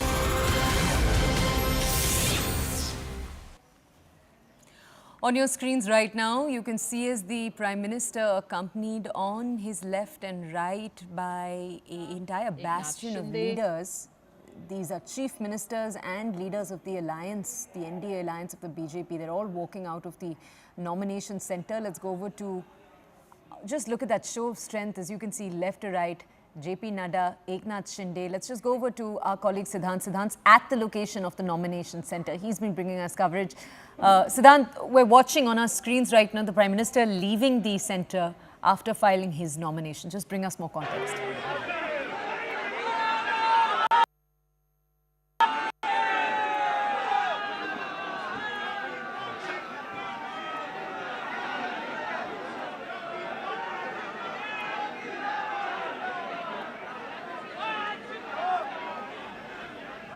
On your screens right now, as you can see, the Prime Minister leaving. So right after this, the BJP is helming a meeting of its key leaders, and you're going to have the Prime Minister leading this meeting in Varanasi itself.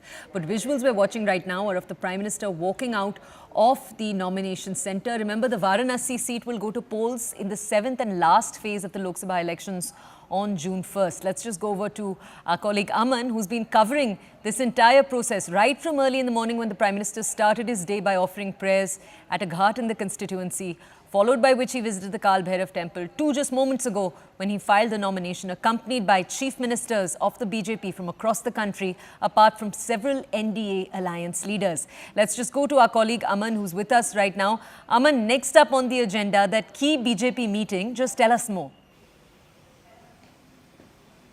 Yes, Toya, I am at the Rudraksh International Convention Center. You can see it behind me where that meeting is going to take place. The Prime Minister, Mr. Modi, is going to arrive straight from the collectorate to this place, the Rudraksh Convention Center, where nearly 50,000 BJP workers will be waiting for him inside. These are workers from across all Purvanchal, and all the senior BJP leaders who were present at the nomination may also be coming here to listen to what the Prime Minister has to say. This will be like the Vijay Mantra, the victory mantra Prime Minister will be giving to the workers of UP on 3 phases of elections are left in UP. These are very key 3 phases because the election is now moving into Awadh and East Uttar Pradesh, which is considered a big stronghold of the BJP. This is Mr. Yogi Adityanath's constituency of Gorakhpur, Prime Minister's constituency of Varanasi, Amethi, Raebareli, Ayodhya. All these key seats will be going to polls in the upcoming phases. So, of course, this is going to be the center of all attention. The BJP is also trying very hard to wrest the Raebareli seat from the Congress, and we have seen Mr. Amit Shah visit Raebareli, Mr. Nadda campaigning in Raebareli. I won't be surprised if the Prime Minister himself campaigns in Amethi and Raebareli to ensure that Smriti Irani wins and Rahul Gandhi is defeated from Raebareli. BJP has made it a prestige point, both these seats. So the Prime Minister's Vijay Mantra to the Karyakartas of the BJP will be very keenly watched. And the Prime Minister usually in Varanasi, Toya, this is the last campaign event of the Prime Minister which we would see. It is not essentially, I would not call it a campaign event, it's more like a victory mantra to be given to party workers. But the Prime Minister doesn't hold any public meeting in Varanasi. He only holds a big roadshow, and that is a confidence of the BJP and the Prime Minister that, they don't really need to campaign in Varanasi. It's a seat which is a fortress for Prime Minister Narendra Modi. Let's go over to our colleague Siddhant, who's also joining us from the ground. Siddhant, as we watch these visuals of the Prime Minister accompanied on his left and right by leaders of the NDA alliance, visuals, of course, that symbolism rings heavy. Just tell our audiences a little bit more, because right from the Prime Minister's visit to the iconic Ghat, to a temple, to this show of unity, there's symbolism woven into every move. Just tell us more. Well, yes, there you see on this heading towards car now. Over. He has left. It's over. He has left. Home Minister Amit Shah along with Party President India. They are heading towards their vehicle. We are having this fresh visuals of the NDA delegation heading towards their car. And in fact, we'll go to that side. Not many other NDA politicians are speaking, and we'll try to get in what exactly happened inside DM's office and what was the mood like inside. Most of them are already engaged. We'll try to speak to some of them. Okay, Chandrababu Naidu. How confident are you regarding Andhra Pradesh? Out of 25, 24 or 25 will be Parliament. Do you think BJP will set a benchmark in southern states too? Yes. Thank you so much. What was the mood like inside? What was the mood like inside? Inside mood is very jubilant. Very jubilant. Yes. Have you spoken to Modi ji? Yes. What did he say? He was happy? He's very happy. He's confident. We are also happy. How are you feeling being in Kashi, sir? No, it is a historic place, holy place. And also today is a good occasion. It is a new. Okay. You're liking the city? Yes. Will you go to seek the darshan? No, today I'm leaving. Okay. Okay. So we were speaking to Chandrababu Naidu, told us that the mood was very jubilant inside. In fact, the convoys are leaving. I will try to speak to Pawan Kalyan also. He is here only. We'll try to, Vimbadhar, if you can come this side. We'll try to speak to Pawan Kalyan. Mr. Kalyan, what inside? Andhra, please. Emphasize a little more about Andhra. It's about, see, there is a great, there is a great potentiality when all of us came together and we are forming the government. All right, thank you. Mr. Kalyan, what was the mood like inside? Inside is very confident, very strong, and Modi ji is we could see that extreme confidence in forming the government. And yesterday's results, like the roadshow, and we are very confident about it. And there is a great air of confidence inside. How does it feel being Kashi? It's not the first time, and I feel because this is the spiritual capital of entire Bharat, and we are here, and always I feel energetic. The development of Kashi, have you seen that? That's what, in fact, that's what I was noticing. Around 5-6 years back, I came here, and I'm seeing the amount of infrastructure developed. That was amazing, and now we know that why people are rally behind Modi ji. Okay. It is the reflection. It is what has been shown in entire India. It is being reflected in Kashi. South India is going to give surprise to NDA? Without a doubt. Thank you so much for speaking to us. So we were speaking to Pawan Kalyan. In fact, we'll go and speak to Praful Bhai. He's speaking to some channel. Give me some time. We'll try to speak to him. Praful ji, Praful sir. How does it feel being in Kashi?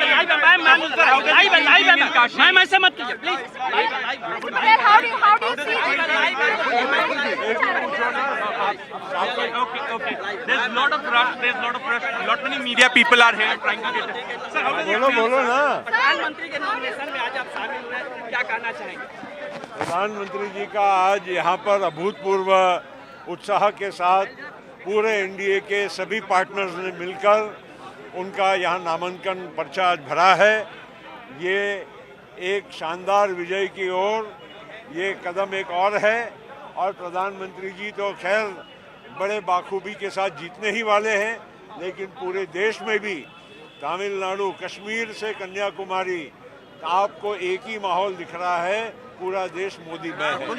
Kashi के विकास के लिए क्या कहेंगे? काशी के विकास के लिए क्या कहेंगे? 400 पार का Maharashtra. There is a lot of fight for Praful Patel's bite. We'll move and we'll try to get some other leader who can speak to us comfortably. There were a lot of. Okay, Chirag Paswan is here. We'll try to speak to Chirag. Chirag. Okay.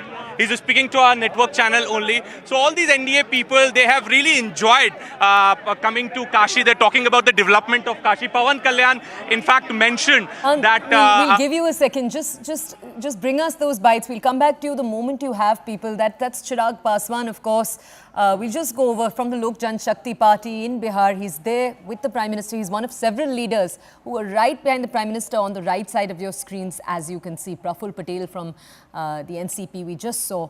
Now we'll just go over very quickly to more reactions that are coming in from NDA leaders at this moment. Take a look, then we'll keep dipping in to live sound bites from the ground. का सौभाग्य का दिन था कि हमारे नरेंद्र मोदी भारत के प्रधानमंत्री जी का नामांकन के अवसर पर यहाँ पर आए थे। हम लोग सब भगवान से प्रार्थना किया है और उनके लिए सुंदर भविष्य की कामना किया है कि उनका जो कॉल है ये अब की बार 400 पार करेंगे और भारत का तीसरी बार प्रधानमंत्री बने, यही प्रार्थना करने के लिए आए हैं, शुभकामना देने के लिए आए हैं।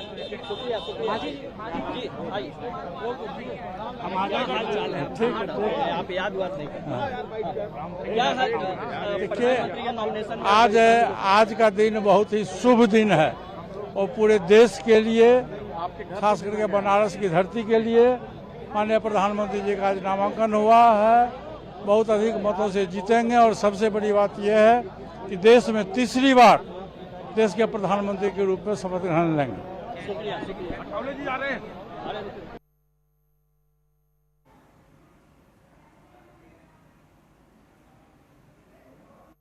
ये आंकड़ा जाएगा। महाराष्ट्र में 2 साल में जो हमने काम किया है, 10 साल में मोदी जी ने काम किया है, उस काम का सम्मान महाराष्ट्र की जनता करेगी। मिशन 45 सक्सेस होगा।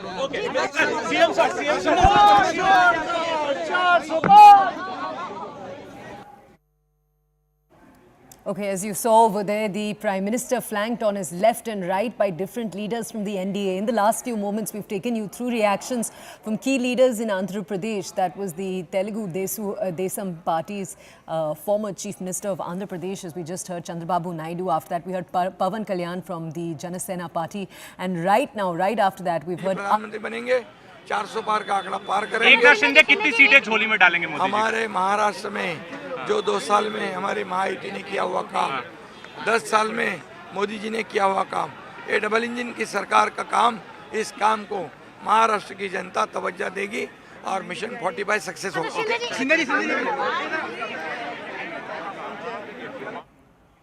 It's these visuals, as you can see. You have key leaders coming in from Andhra Pradesh, from Maharashtra, as you just saw on your screens right now, Bihar, as you just saw on your screens right now. These are the different reactions we're seeing coming in. Now, what's going to take place right after this? The Prime Minister just left the nomination centre after filing his nomination. Now, next on the agenda, a key meeting of BJP leaders is going to be taking place in Varanasi itself that the Prime Minister will be attending. After that, the Prime Minister will be departing. Since early this morning, we watched the Prime Minister first attend an entire Aarti ceremony. After that, we saw him travel on a boat, take a look at the different ghats in Varanasi and review the development that's taken place there over the last few years. Remember, the Prime Minister has been the candidate from this area in 2014 and in 2019, winning with a sizable margin both in 2014 and in 2019. In 2019, his margin, in fact, increasing. This time, what's being said on the ground, and we brought you voices that hinted exactly at this. Voices on the ground saying the Prime Minister might win by a larger margin, 6 lakh, even 7 lakh. That's what they're saying right now, though. More reactions from the NDA, LJP, Lok Shakti Party's Chirag Paswan.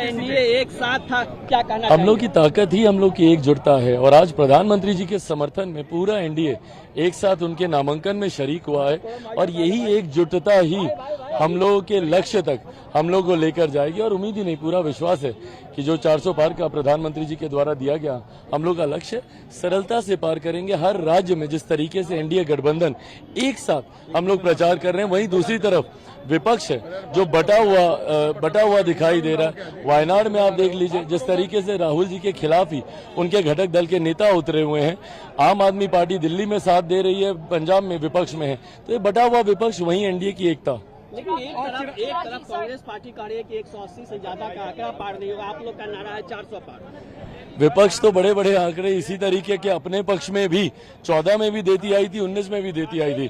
परिणाम उनको पता चला, इस बार कांग्रेस और उनके घटक दल all time लो पर जाएंगे। All of us would been saying this, that he would be the third time he should hold the position of the Prime Minister, and which he is doing. Sir, how do you see Andhra Pradesh? How do you see Andhra Pradesh? Andhra Pradesh is a clean sweep for it. So on the ground right now, amid those NDA leaders is our colleague Siddhant Mishra. Siddhant and our colleague Aman have been bringing us voices from the ground. Let's go back to Siddhant. Siddhant, you're standing right now outside the nomination centre where the Prime Minister, along with the NDA leaders flanked on both sides, has just left the nomination centre. You've been bringing us voices from the ground, from a part of that alliance, Andhra Pradesh, Bihar, Maharashtra, across the country. Just tell us more about what you're seeing. Well, I did manage to speak to Pawan Kalyan, Eknath Shinde, Praful Patel, Chirag Paswan, and in fact all are very confident. Pawan Kalyan said that he's liking Kashi like anything. He said that he came back 6-7 years back to Kashi regarding some shooting, and he said that that day's Kashi and today's Kashi is completely different. And he also told us that South India is going to surprise the country. Now let's head and give a sense to what's happening here. After Modi ji has left this venue, the DM's office, you know, these buses have been arranged for NDA ministers and chief ministers. You can see all of them are here. Look, Jayant Chaudhary is inside. Just let me tell our audiences, Siddhant, we're going to have to switch focus for a second. Right now, the visuals coming in from outside the Rudraksh Convention Centre, where the BJP meeting is set to take place. On your screens, you can see in the distance the Prime Minister arriving at the centre. This is our colleague Aman Sharma reporting. Aman, over to you. Yes, Toya, the Prime Minister has arrived at the Rudraksh Convention Centre. Nearly 50,000 party workers are here to listen to the Prime Minister inside, and the Prime Minister has just arrived here. He will be giving the victory mantra to the BJP workers. It's a closed door meeting. We in the media are not being allowed inside. So it will be a closed door meeting. I'm sure it will be streamed on the official platforms of the party. And Mr. Modi is here. This is the only I would say the campaign event Mr. Modi will be doing in Varanasi after this particular meeting, which is expected to last over an hour. The Prime Minister would be leaving for Odisha, where he has a campaign, to Jharkhand, where he has a campaign around 3:30 p.m. a rally. So the Prime Minister is going to be here for about 1 hour, and we see his cavalcade has reached. Prime Minister has alighted and entered the venue here, and inside, you know, this victory mantra of Mr. Modi will be very keenly watched, because he's not spoken so far since he landed in Varanasi. Yesterday we saw his massive roadshow, and today the Prime Minister will be telling the workers of the BJP how they should work for a historic victory in Kashi for him as an MP, how they should work. And workers are here not just from Kashi but across the state here, and 3 phases of key elections in Uttar Pradesh are still to go. These key seats of Ayodhya, Raebareli, Amethi, Kesarganj, after that Gorakhpur, Varanasi, Allahabad, Prayagraj, all these seats are going to polls in the next 3 phases in UP. And the Prime Minister message here to the BJP workers will be to maximize the BJP's gains from these rest part of the, because this is the stronghold of the BJP, the Awadh area and East UP. Ever since Yogi Adityanath became the Chief Minister, Mr. Modi, the MP from Varanasi, this has become the stronghold of the BJP here. And Prime Minister Modi's winning mantra to the BJP workers, what he exactly says, what he says to them to also motivate them towards this Abki Baar 400 Par mantra of the NDA will be very keenly watched, because Kashi, with PM Modi's nomination and the events of the last 2 days, has become the center of the politics in UP and the country. And the Prime Minister is arrived here to give his mantra to the workers. So that's Aman. Aman, stay with us. Aman and our colleague Siddhant are both joining us from the ground right now in Varanasi. Aman's right outside the convention center where the Prime Minister is just arriving. As you can see on your screens, a big BJP meeting set to take place. We're continuing to bring you coverage from Varanasi. Right now, though, we're heading into a quick break. We'll see you in just a few minutes right here on CNN News 18.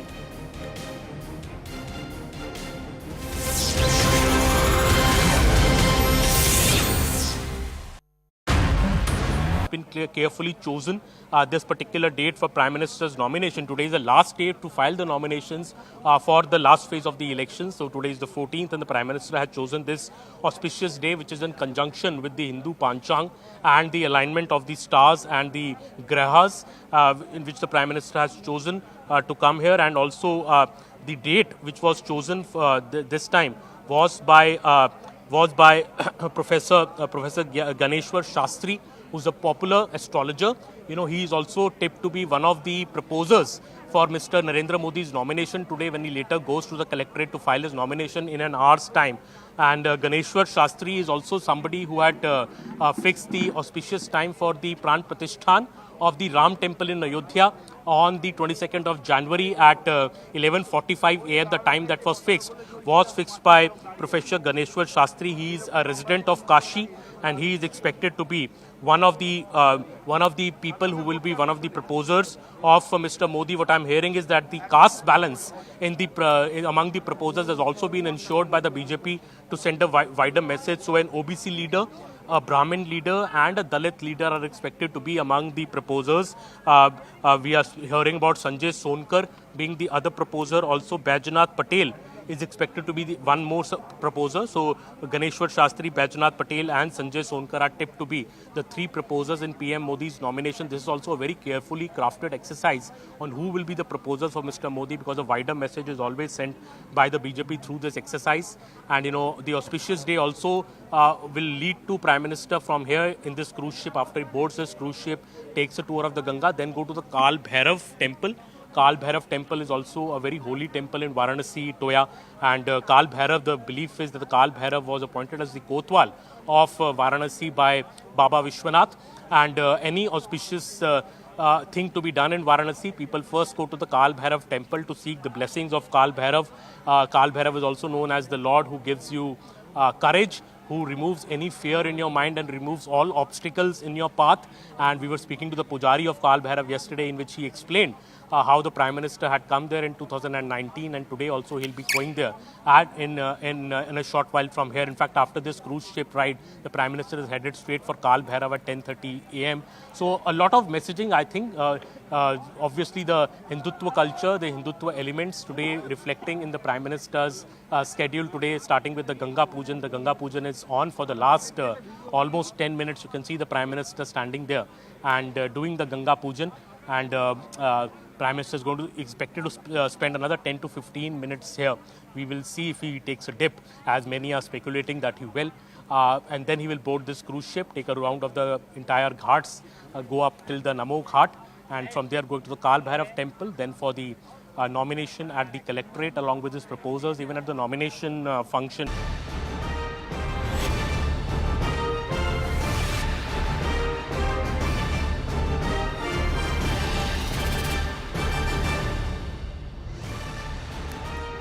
A very good afternoon. Thanks for tuning in to CNN News 18. I'm Tritsween Walia. Sharp focus the last so many hours has been Prime Minister Narendra Modi filing his nomination for Varanasi. Eyeing a hat-trick, the Prime Minister's concluded with the entire process. He's now headed to the Rudraksh Convention Centre, where a key BJP meeting will be taking place. So the Prime Minister, having filed his nomination already for Varanasi, accompanied by a host of BJP leaders, top chief ministers of the NDA as well, UP Chief Minister Yogi Adityanath, 4 other proposers across castes also accompanied him. Before filing the papers as well, there was lots lined up for the Prime Minister. He began his day by offering prayers and performing aarti at the Dashaswamedh Ghat, following which he then took a cruise ride to the Namo Ghat, reached the Kal Bhairav temple to offer his prayers. Remember, Varanasi will go to polls in the 7th and the last phase of Lok Sabha polls on the 1st of June, and the Prime Minister just a short while ago filed his nomination for Varanasi. Right now, as we speak, a key BJP meeting underway in Varanasi itself, in Kashi, which the Prime Minister says is now his home. He says Kashi has adopted him, and we saw the kind of show of strength on part of the NDA while accompanying the Prime Minister as he was filing his nomination from the constituency. Before we talk about what's going on as far as this key BJP meeting is concerned, let's listen into the host of political reactions trickling in on all those who accompanied the Prime Minister a little while ago. What was the mood like inside? Inside mood is very jubilant. Very jubilant? Yes. Have you spoken to Modi ji? Yes. What did he say? He was happy? He's very happy, he's confident, we are also happy. How are you feeling being in Kashi, sir? No, it is a historic place, holy place. Out of today is a good occasion. हम लोग की ताकत ही हम लोग की एकजुटता है, और आज प्रधानमंत्री जी के समर्थन में पूरा एनडीए एक साथ उनके नामांकन में शरीक हुआ है, और यही एकजुटता ही हम लोगों के लक्ष्य तक हम लोग को लेकर जाएगी। और उम्मीद ही नहीं, पूरा विश्वास है कि जो 400 पार का प्रधानमंत्री जी के द्वारा दिया गया हम लोग का लक्ष्य सरलता से पार करेंगे। हर राज्य में जिस तरीके से एनडीए गठबंधन एक साथ हम लोग प्रचार कर रहे हैं, वहीं दूसरी तरफ विपक्ष है जो बटा हुआ दिखाई दे रहा है। वायनाड में आप देख लीजिए जिस तरीके से राहुल जी के खिलाफ ही उनके घटक दल के नेता उतरे हुए हैं। आम आदमी पार्टी दिल्ली में साथ दे रही है, पंजाब में विपक्ष में है, तो ये बटा हुआ विपक्ष वही एनडीए की एकता। What was the mood like inside? Inside is very confident, very strong, and Modi ji is we could see that extreme confidence in forming the government. And yesterday's results, like the roadshow, and we are very confident about it, and there is a great air of confidence inside. How does it feel being Kashi? It's not the first time, and I feel this is a spiritual capital of entire Bharat, and we are here, and always I feel energetic. The development of Kashi, have you seen that? That's what, in fact, that's what I was noticing. Around 5-6 years back I came here, and I'm seeing the amount of infrastructure developed. That was amazing, and now we know that why people are rally behind Modi ji now. Okay. It is the reflection, it is what has been shown in entire India, it is being reflected in Kashi. आज का दिन ऐतिहासिक दिन है, इसलिए 2014, 2019 सब record इस बार टूटेंगे। मोदी जी फिर एक बार प्रधानमंत्री बनेंगे और 400 पार ये आंकड़ा जाएगा। Let me go us live on the broadcast. Aman, you've been tracking each and every movement of the Prime Minister, and what a day it has been for the Bharatiya Janata Party supporters, karyakartas, and we see how Varanasi is painted with saffron. A sea of saffron supporters could be seen encouraging the Prime Minister, encouraging the Bharatiya Janata Party this election season. The focus right now, of course, is on the last leg of the Prime Minister's visit to Varanasi. A key BJP meeting is currently underway at the Rudraksh Convention Centre. What is on the agenda? Are you picking up more details on what this meeting is all about? Well, Christine, I am right there at the Rudraksh Convention Centre. It's a closed-door meeting, so we have none of the media has been allowed inside. Of course, the BJP's official channels may put out the BJP PM Prime Minister's address. The Prime Minister has just entered here about 5 minutes back. It is expected to be an hour-long meeting, where the Prime Minister would be giving a detailed speech to the BJP leaders, motivating them, the BJP workers on the ground, on what should be the winning mantra in Kashi, what should be the winning mantra in the remaining Uttar Pradesh seats, and these are the seats. The key areas which are going to pose in the next phases are the Awadh belt, important seats like Lucknow, Amethi, Raebareli, Kesarganj. Then the election moves to Gorakhpur, Varanasi, East UP, which is another stronghold area of the BJP in Uttar Pradesh. BJP wanting to maximize its gains in this belt of UP, and we'll see the Prime Minister speak to the workers about it. A unique part of the PM's campaign in Kashi has always been that the Prime Minister really does not do any big campaign event.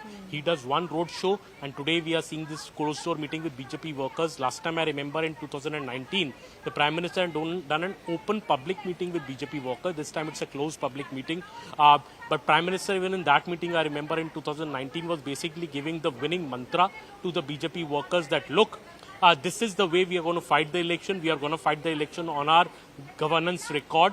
What development we have done in Kashi, go and tell every person in Kashi door to door what development has been done. Be Modi's messenger to every person in Kashi, door to door campaign through leaflets, through campaigns. And Prime Minister, record number of people came out in the yesterday's roadshow also. 5 to 6 lakh people I'm hearing from BJP workers, BJP leaders came out for the roadshow. Yesterday was a massive roadshow of, I have covered the 2019 roadshow of Prime Minister Narendra Modi in Varanasi, and I can say the yesterday one was much, much bigger than that one. So the popularity of the Prime Minister in Varanasi is only growing instead of any anti-incumbency kicking in. I think it's pro-incumbency kicking in for Prime Minister, and they're looking at a larger margin this time than even the last time 6 lakh margin Prime Minister Modi had won. No opposition candidate has been able to poll more than 2 lakh votes against Mr. Modi in the last 2 elections. It was Arvind Kejriwal last who polled that kind of a verdict in 2014, still lost. And Ajay Rai, who's contesting against the Prime Minister from Varanasi, has lost the last 3 elections from Varanasi. In fact, he came third in Varanasi. Even last time, he lost his deposit against Mr. Modi. But this time, the BJP is very, very clear that it wants Mr. Modi to win. Last time, he won with about 64% vote share. The BJP is aiming at a 75% vote share for Mr. Modi in Varanasi this time, which will ensure that the opposition candidates will lose their deposits. And the Prime Minister Narendra Modi inside this hall right now is giving the BJP workers that mantra on how the election on Kashi should be fought, how that election should actually become an example of how BJP should be aggressively fighting on all the seats in UP, or for that matter, in the rest of the country in the last 3 phases of these long elections. Okay, all right. There's a lot to what the Prime Minister has done for Varanasi, is why people are coming out with this kind of support for the Prime Minister. And like you said, it was very clear with the kind of presence of the Aam Janta we saw in the roadshow that was held by the Prime Minister just last evening. Aman, we'll keep coming back to you. Stay on with us. And this most certainly was to set off a host of political reactions. So taking the political fight forward, Congress General Secretary Priyanka Gandhi Vadra's questioned Prime Minister Modi's Varanasi roadshow, invoked her father Rajiv Gandhi's Padyatras back in the day, said my father while being the Prime Minister used to go to villages on foot and asked people about their problems. He used to wipe the tears of the Janta, says Priyanka Gandhi Vadra. Road show जनसंपर्क नहीं होता जिस तरह से हम लोग करते थे और जिस तरह से मेरे पिताजी करते थे। मेरे पिताजी पैदल गांव में जाते थे, प्रधानमंत्री होते हुए पैदल गांव के अंदर जाकर समस्याएं पूछते थे, जनता के आंसू पोंछते थे। एक गाड़ी पे ऊपर से खड़े होके यूं हाथ हिलाना और जनता आधे किलोमीटर दूर से यूं हाथ हिला रही है, वो जनसंपर्क नहीं है। वो मोदी जी का जनसंपर्क होगा, उनका अपना तरीका है। Let me go across to Siddhant joining us with more. Siddhant, is this the right day to bring in this kind of an analogy? Is that the mood on the ground, or is there any section that's come out to say the same, that's come out to say that the Prime Minister has not done enough justice to Varanasi, has not given enough to Varanasi the last 10 years? Because not only are people talking about Ram Mandir in Kashi, not only are they talking about, Shiv's blessings to the Prime Minister, they're also talking about the kind of development the constituency has seen ever since Narendra Modi took over in 2014. Well, look, this has been done. This could be Congress Party's strategy that they have put in place, especially to compare Prime Minister Modi's works with Rajiv Gandhi and with former Prime Minister Indira Gandhi. And in fact, this is maybe for the second or third time that Priyanka Gandhi is drawing such comparisons, or perhaps talking about her late grandmother and late father. So the reason is that nobody in opposition camp, or perhaps the united opposition, is also finding it difficult to put a strong challenge to Prime Minister Modi. And this is a reason that that since they are unable to put up a challenge for Prime Minister Modi, they are bringing former Prime Ministers Indira Gandhi, Rajiv Gandhi, talking about their legacy. In fact, in her rallies also, Priyanka Gandhi do talk about their legacy. But this particular statement, she's trying to compare Prime Minister Modi's successful mega roadshow yesterday with Rajiv Gandhi's Padyatras when he was the Prime Minister. Look, times have changed. The mass connect, the tools of mass communications have changed, and it is because of this only that Congress Party didn't realize it early, that the times have changed and the tools of mass communications have changed, that they have been left behind in the political discourse. So this is a high time, this is what BJP guys are saying, that it's a high time that the Gandhis should realize that if they want to fight with Modi, fight directly, take on Modi directly, it's Rahul Gandhi and Priyanka Gandhi should put up a challenge. Why to bring former Prime Ministers into political discourse? And the second, if they really want to know how a bastion looked like, so what a bastion is, then they should come to Varanasi, where Prime Minister Modi's vote share, the margin is increasing with each passing tenure from 56% to 63, and this time BJP is targeting 70% on Kashi seat. So there is no comparison at all. On one end, they are contesting to save the family bastion. On the other end, Prime Minister Modi's lead is increasing with each passing tenure. The history of Varanasi, politically speaking, says it all. Pallavi joins us live as well. Siddhant, stay on with us. Pallavi, the constituency of Varanasi has essentially been a BJP bastion since 1991, except for Congress having breached it only once in 2004. And ever since the Prime Minister stepped into the fray, the story has only gotten bigger for the BJP if we just focus on Varanasi. And yet these kind of political attacks come in from the Gandhi Parivar, from the Congress Party.